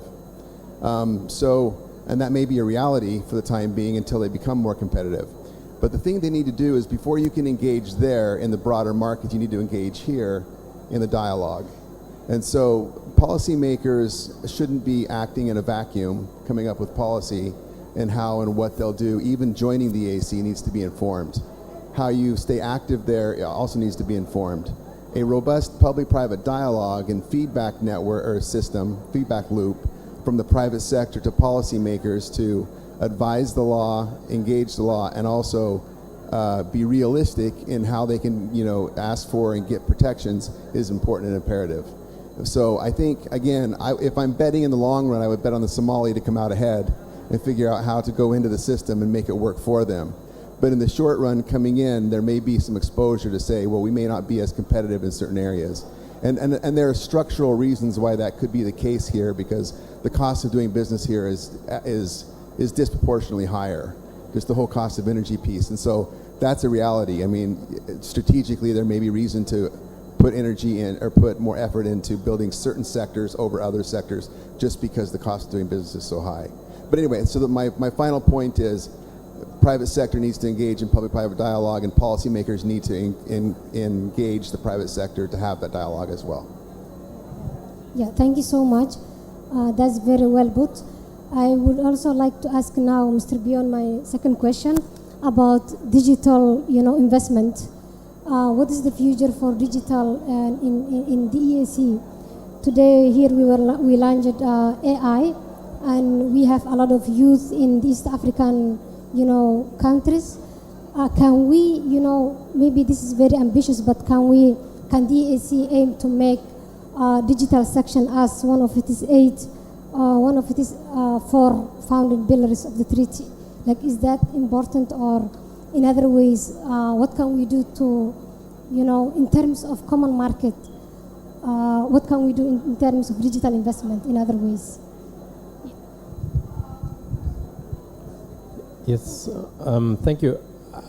Well, the ICT sector, that's the old school name for, I think, the digital market. The ICT sector is already a priority under the trade and service protocol. So it has been a sector that has already started to work together, and you see a lot on the owner network is basically abolishing of the roaming cost in the region. Some of the countries joined that owner network, and it's still under review. And it was one of the biggest achievements of the European Union to actually then come with a joint currency, abolishment of roaming, and obviously also free movement of labor and people. So I think there's something where Somalia can join, and in the beginning the private sector will definitely lose some of the assets or incomes, but on a long run they will benefit, because then it's cross-border connectivity, and you can definitely build other modalities. Yeah, you can build joint data exchanges, you can build certain use cases for health or insurances on top of these things, and then you can travel, for example, with your yellow passport, a yellow vaccination passport to Tanzania where it's needed.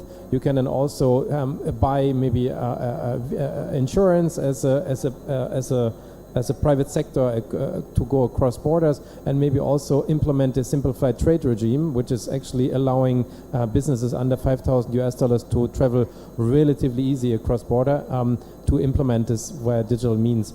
So it's there.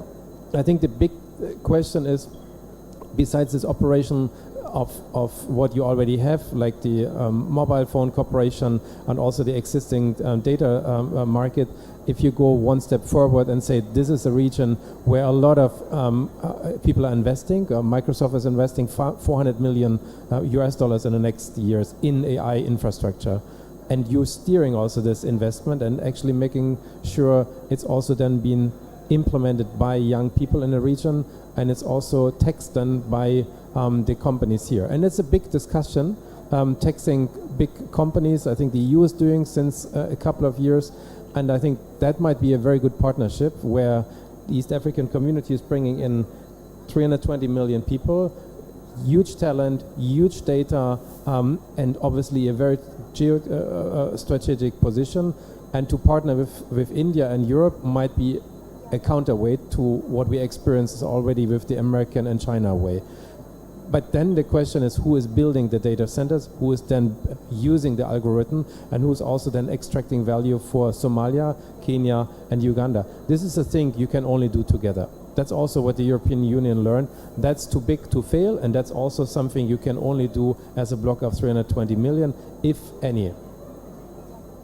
And the jury is still out on this topic, so I think it's not that the market is clear, and it's also clear how we use AI in the future. It's happening now, and any lead from Somalia on this, even if it's a small one, will lead to an industry that is big. Just to end with some good figures, Kenya has around 10 to 12% of the digital market of the GDP. Rwanda has 30%. Somalia is under 10%. I don't know the right numbers, but it's potential growth, and you see peers in the region picking.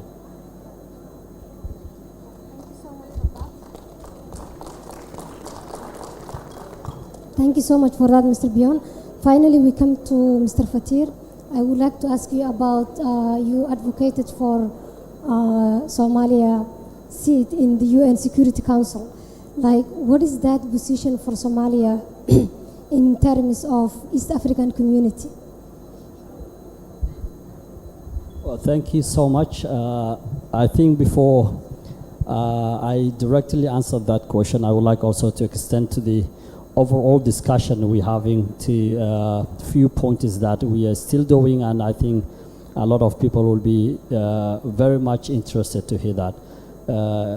Currently, as we are also in the process of implementation, the integration roadmap and the EAC integration to the Somali integration to the EAC, we are now working with the Ministry of Labor in terms of the common market aspect, is where we are working to see how we can able to align our residence permit policies and regulations, and also work permit regulations to the EAC already adopted policies.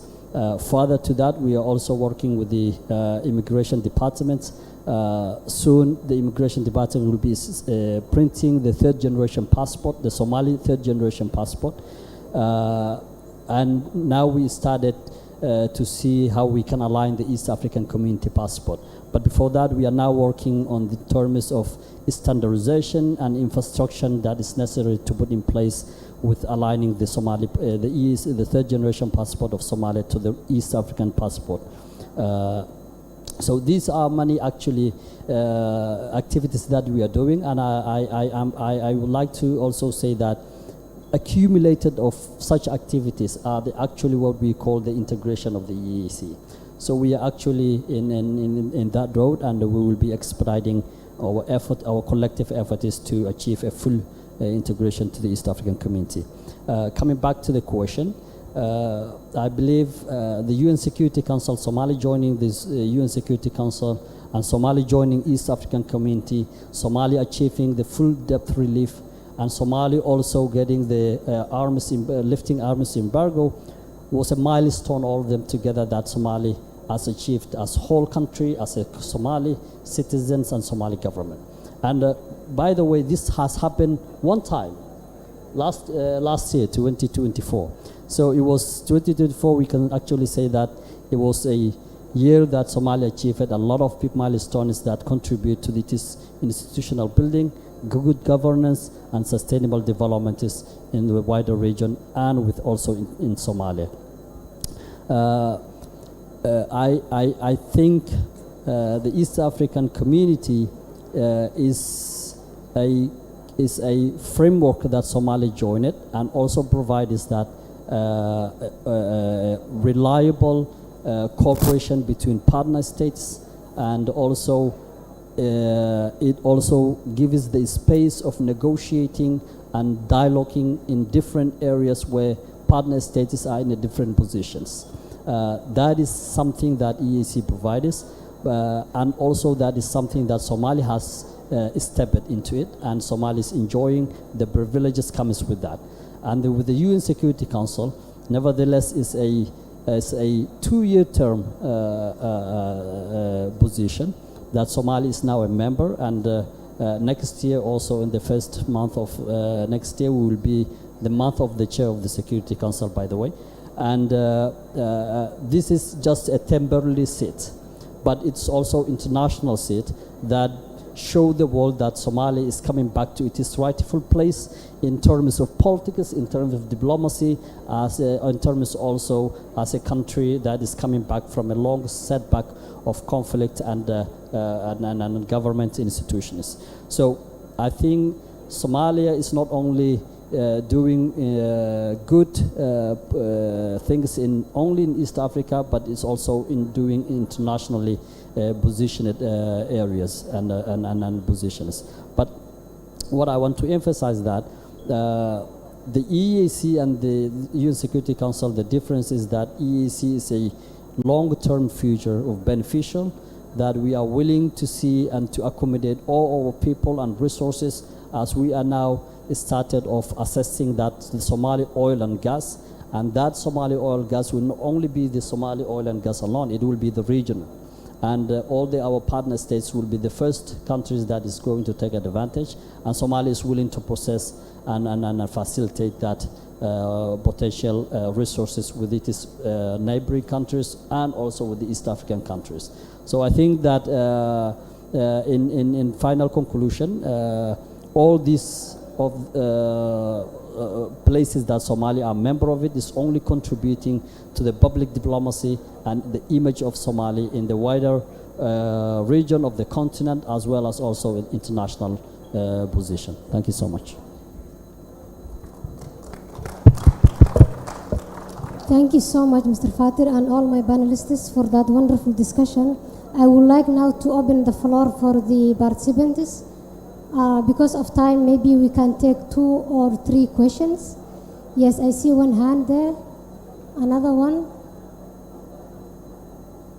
Please help me and give the mic to. Thanks.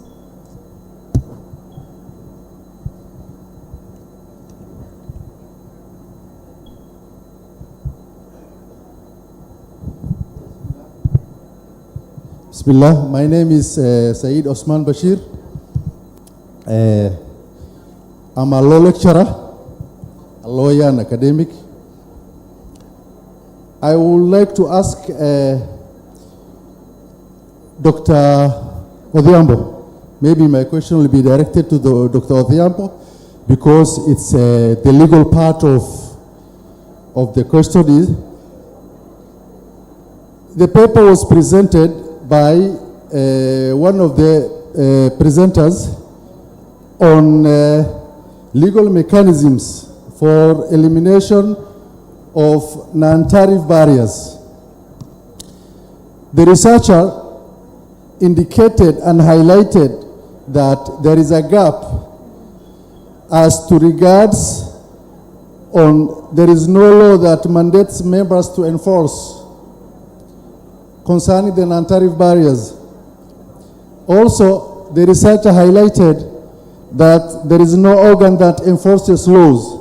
So my question is, despite enforcement mechanisms used by the East African community to deal with non-tariff barriers, what are your recommendations in narrowing that gap?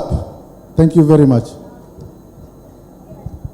Thank you, Saeed, for your concise question. Okay. Let that one take, please. Okay. Hello and good evening. My name is Abdulkadir Bashir Ahmed, and I just want to ask a very simple question, but maybe very tricky. Over the last 2 decades, East Africa has proposed 2, like customs union in 2005 and common market protocol in 2010, and still yet it's not reached a deeper integration in the trade. So my question is, why does strong legal and institutional alignment not automatically lead to deeper cooperation, because of we have seen like custom union in 2005, and yet and in 2010 they have achieved another milestone, which is a common market protocol, and yet the total trade in the East African community is like 50% only. The total trade in the East African community, that's very sad. So why the East African community has not reached a deeper integration in trade? That's my question. Thank you so much. We have lastly a question here. Okay. Ifrah, there, please.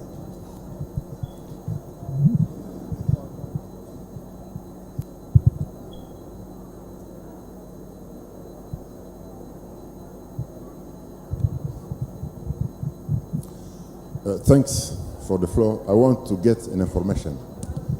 As you are presenting the situation of Somalia's integration in the EAC markets, the first question is, first, what is now, today, the rate of dependency of the Somalia government on the revenues coming from what is called the customs from the international trade? Because if you want to get in customs union, there are a kind of losses, because there are some revenues which your government will lose. Please let me know. Thank you.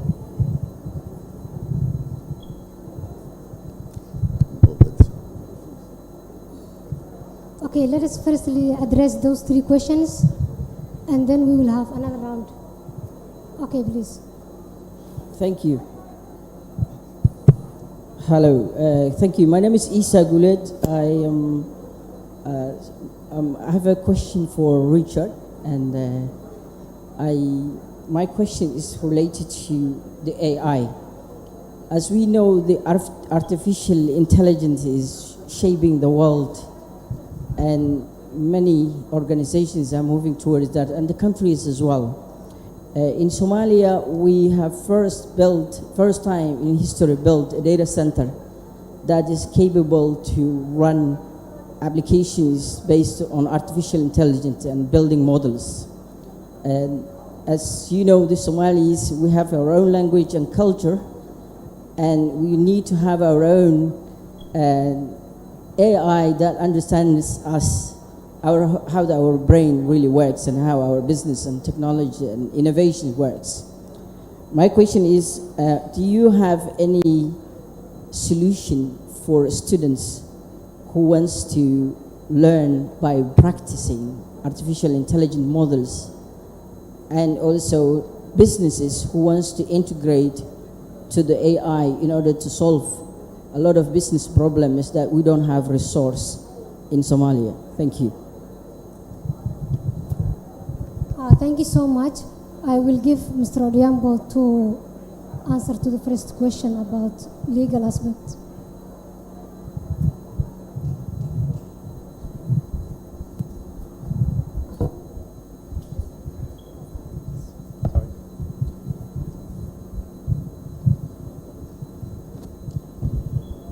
Thank you very much. Let me stand.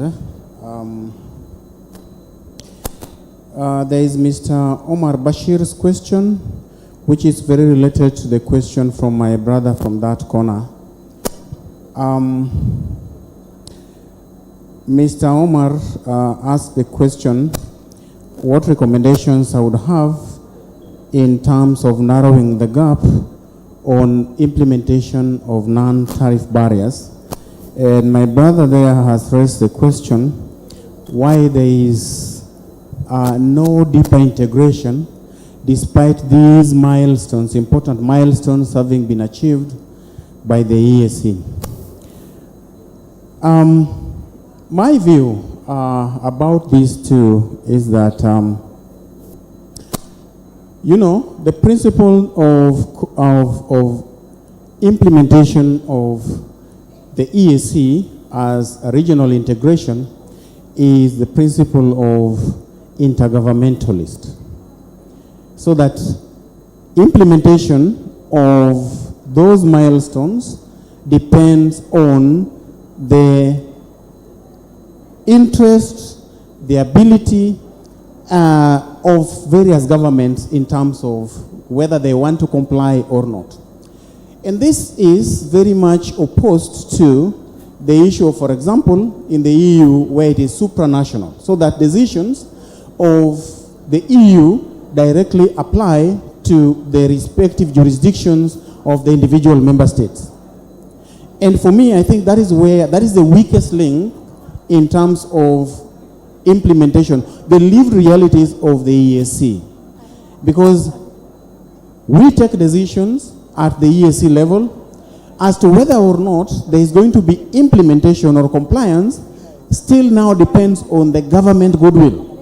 And that does not lead, that leaves the community in a very vulnerable position. So that each individual member state is like you are in and also not in at the same time. Either you choose to be in, or there is no reason as to why you should even be in the first place. And you will recall, if you look at, for example, in the EAC treaty, the principle of variable geometry is very critical. So that there is progressive implementation, and then countries that have the ability or that are willing to implement decisions of the EAC are given the leeway to implement it at their own pace. And this has been a sword for the EAC. A sword in the sense that, if you will recall, when there were still 5 members in the EAC, Kenya, Uganda, Tanzania, Rwanda, and Burundi, there was what was called the coalition of the willing. You had Kenya, Uganda, and Rwanda tagging along and always running and implementing decisions or projects of the EAC by themselves. And then on the other hand, you had Tanzania and Burundi also tagging on the opposite direction. So that instead of looking at the regional integration as a framework for collaboration, member states actually still consider it as a vehicle for competition. Today, probably, the coalition of the willing has shifted so that it is Tanzania, Rwanda, and Uganda. And Kenya is left on the other side. And you know, for example, that because of that shifty nature of alliances within the union is what, for example, led to the collapse of this big project, a regional project that was called the LAPSET, Lamu Port, South Sudan, Ethiopia Transport Corridor. Because of Uganda shifted from the coalition of the willing with Kenya and chose to implement its projects with Tanzania. Therefore, it did not invest in the LAPSET project, and then South Sudan also then ended up pulling out, and Ethiopia also pulled out. Of course, Ethiopia is not a member of the EAC. But those are the issues that we have to deal with, or the realities that we have to confront, so that it is about collaboration, collaborative approach, rather than, it should be collaborative approach instead of a competitive approach, because then it defeats the whole purpose of integration. Thank you.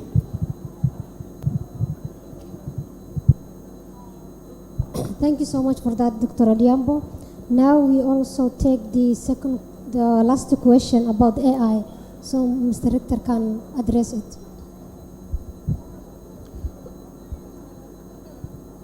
Well, I think you're part of the answer of this of the question, yeah. So if Somalia has a AI has a data center which is private run and has actually the ability of looking into own algorithm, that's a good step. But AI is useless. AI is a bit like if you have nice algorithm but no data, it's a bit like a bath with no water inside. So, and that's why the question is, what's the application? Yeah, and your colleagues maybe on the other side of the Red Sea has done a very nice a way forward.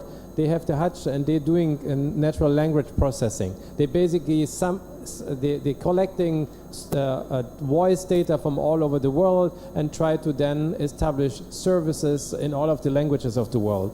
And I think this is also maybe a way that if you digitize your language, you can also produce over voice-to-voice application for people, you know, and that's a market for sure.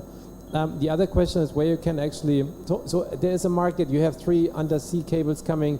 If you have data center and algorithm, there's enough data going through your country. It's just a question how you can then tax them, you know, and that's a very challenging question. Europe succeeded to tax Google and Facebook and others, and you saw how they were struggling. Yeah, but it doesn't mean that you just need to take it from there, and it's not David against Goliath. It's an indefinite battle. Will never be easy to actually regulate innovators. The second question is where you get the skills from. I think there's a lot of online trainings on AI available, and a lot of online communities. You don't have to travel actually to do AI trainings, and there are very good trainings at the MITs, etc. There are very good online trainings, as you know yourself. But there's also Cassava, you know, in Africa. But I would suggest it's much more effective to work on open educational resources for exactly this one with AI companies from all over the region. That's what I think we try to offer with the AI Alliance, to make homegrown solutions and also find a niche for the AI industry and let's face it, 1% of the world's data centers are in Africa. 1%. Yeah, so I'm not saying it's easy, but it's possible. And just one comment to the colleague that said that the implementation of the custom union and common market protocol is lagging behind. Yes, for sure. That you can have that view, but all the macro data is basically saying the EC is integrating at its very best, and the inter-regional trade is actually picking by 14% per year.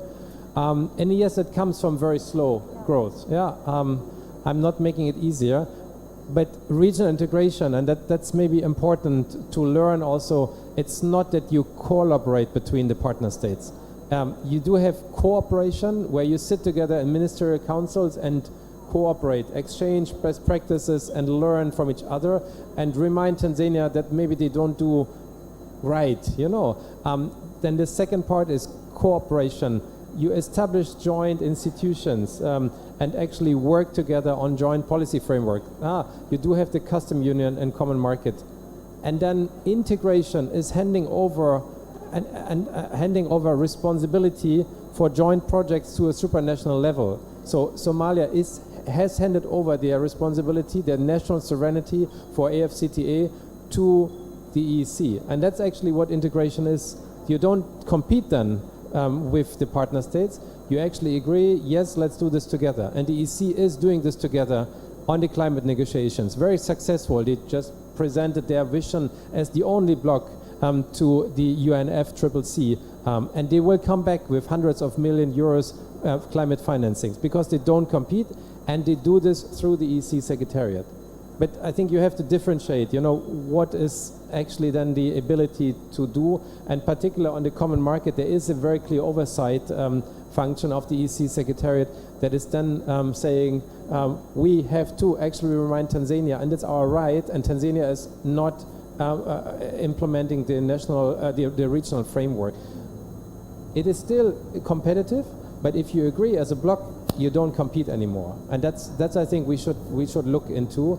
The trade data can do better, but you also know who is your biggest external trading partner. So I think it's to your choice also to agree on trading partnerships jointly. Yeah? The EEC is doing the EPA together with UK, is negotiating with Dubai together, I think, and it's also trying to restart the discussion with the EU. So you can do that. You just have to make sure the boat goes bigger, and not actually shrinking because of national dispute altogether. So, and we learned this in Europe. My last point, very hard.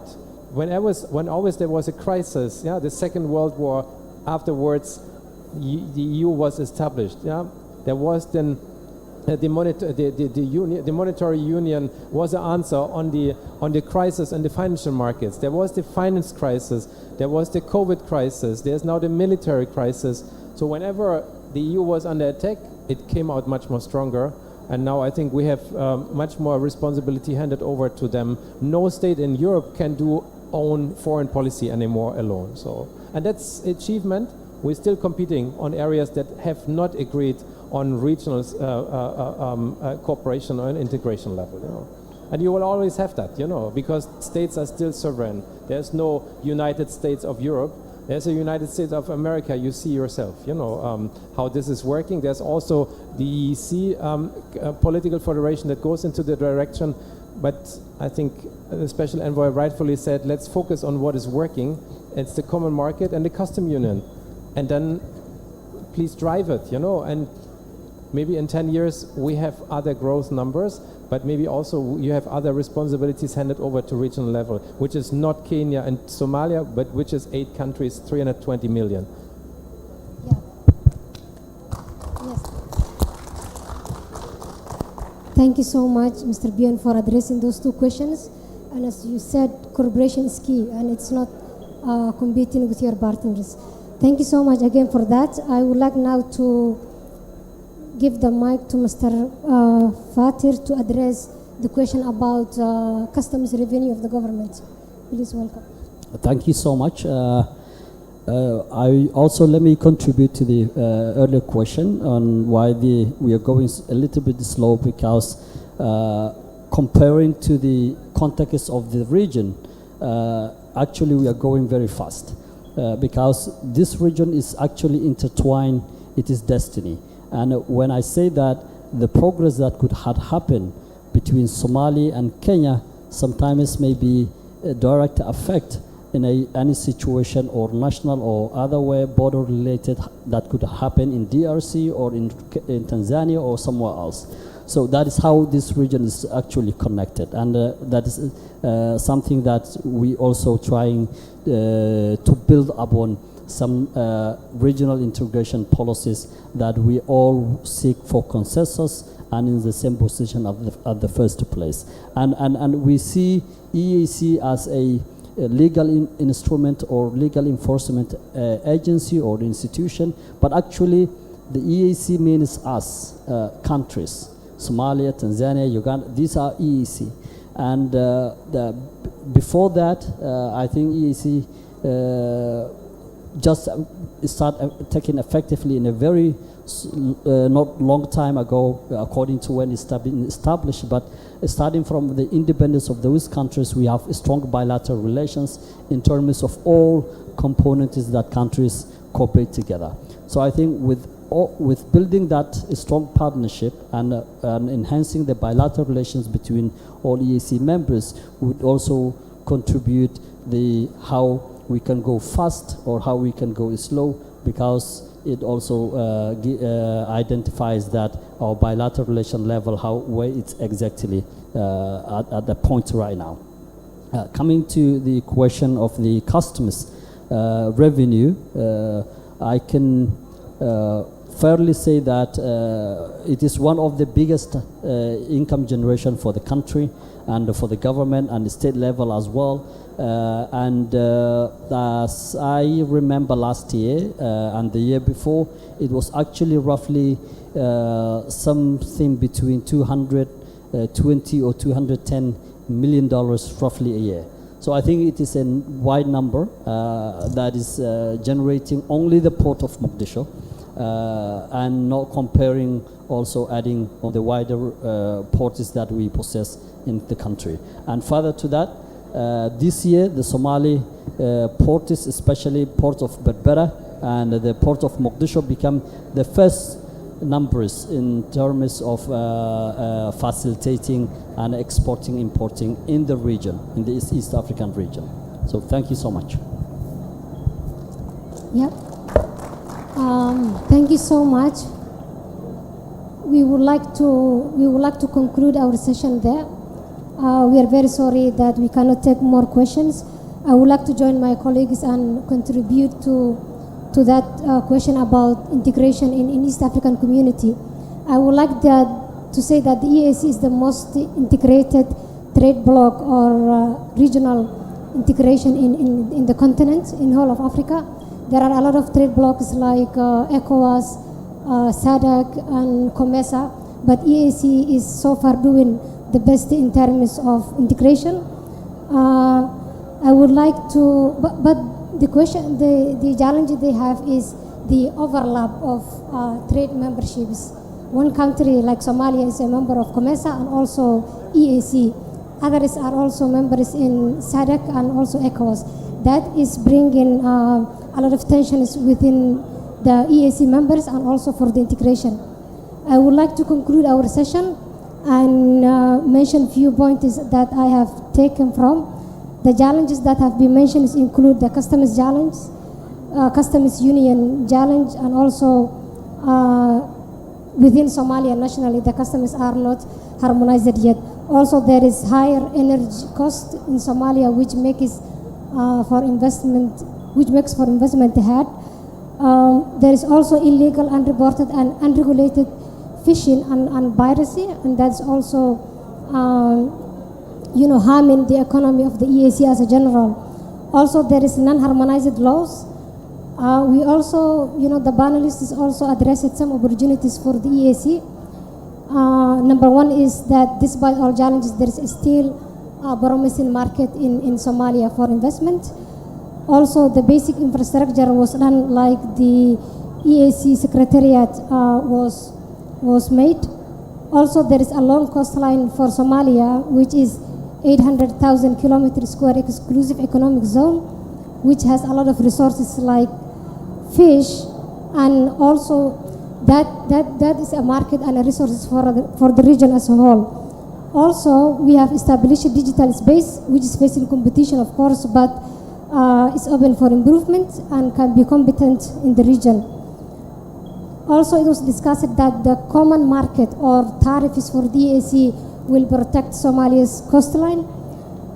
There is also mentioned that there is a new sector for economy, which is oil and gas in Somalia, which will also be an addition to the region's economy. It was also discussed that cooperation is key between the member countries of the EAC. Also, it was mentioned a lot of challenge in the EAC as a whole and not just Somalia. Those include lack of full economic and monetary integration, legal gaps, but also opportunities for the EAC, like utilizing technology in logistics and also artificial intelligence.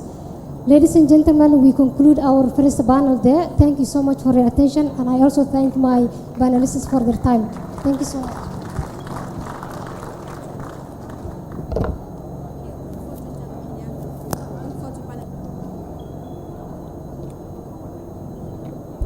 Media team, please come take a photo of this panel. Media team.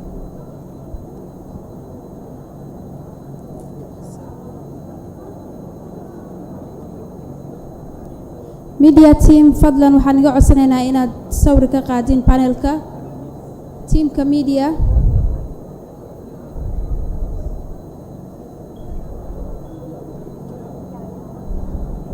Sugaya farxiyo.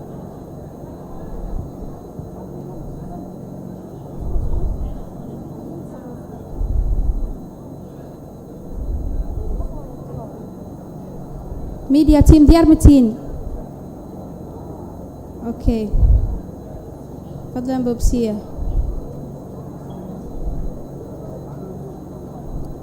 لحظة ما كشف فرحيو.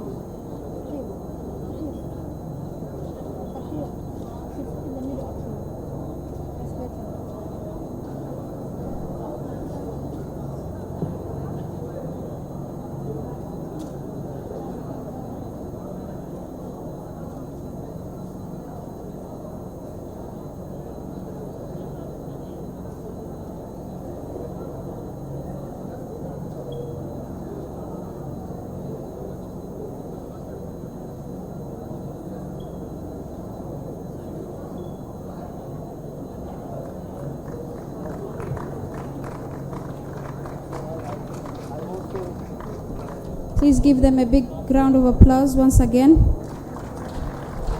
Thank you so much, Farhia, and your wonderful team of panelists for your wonderful insights on the integration and how to make it work in the East African community.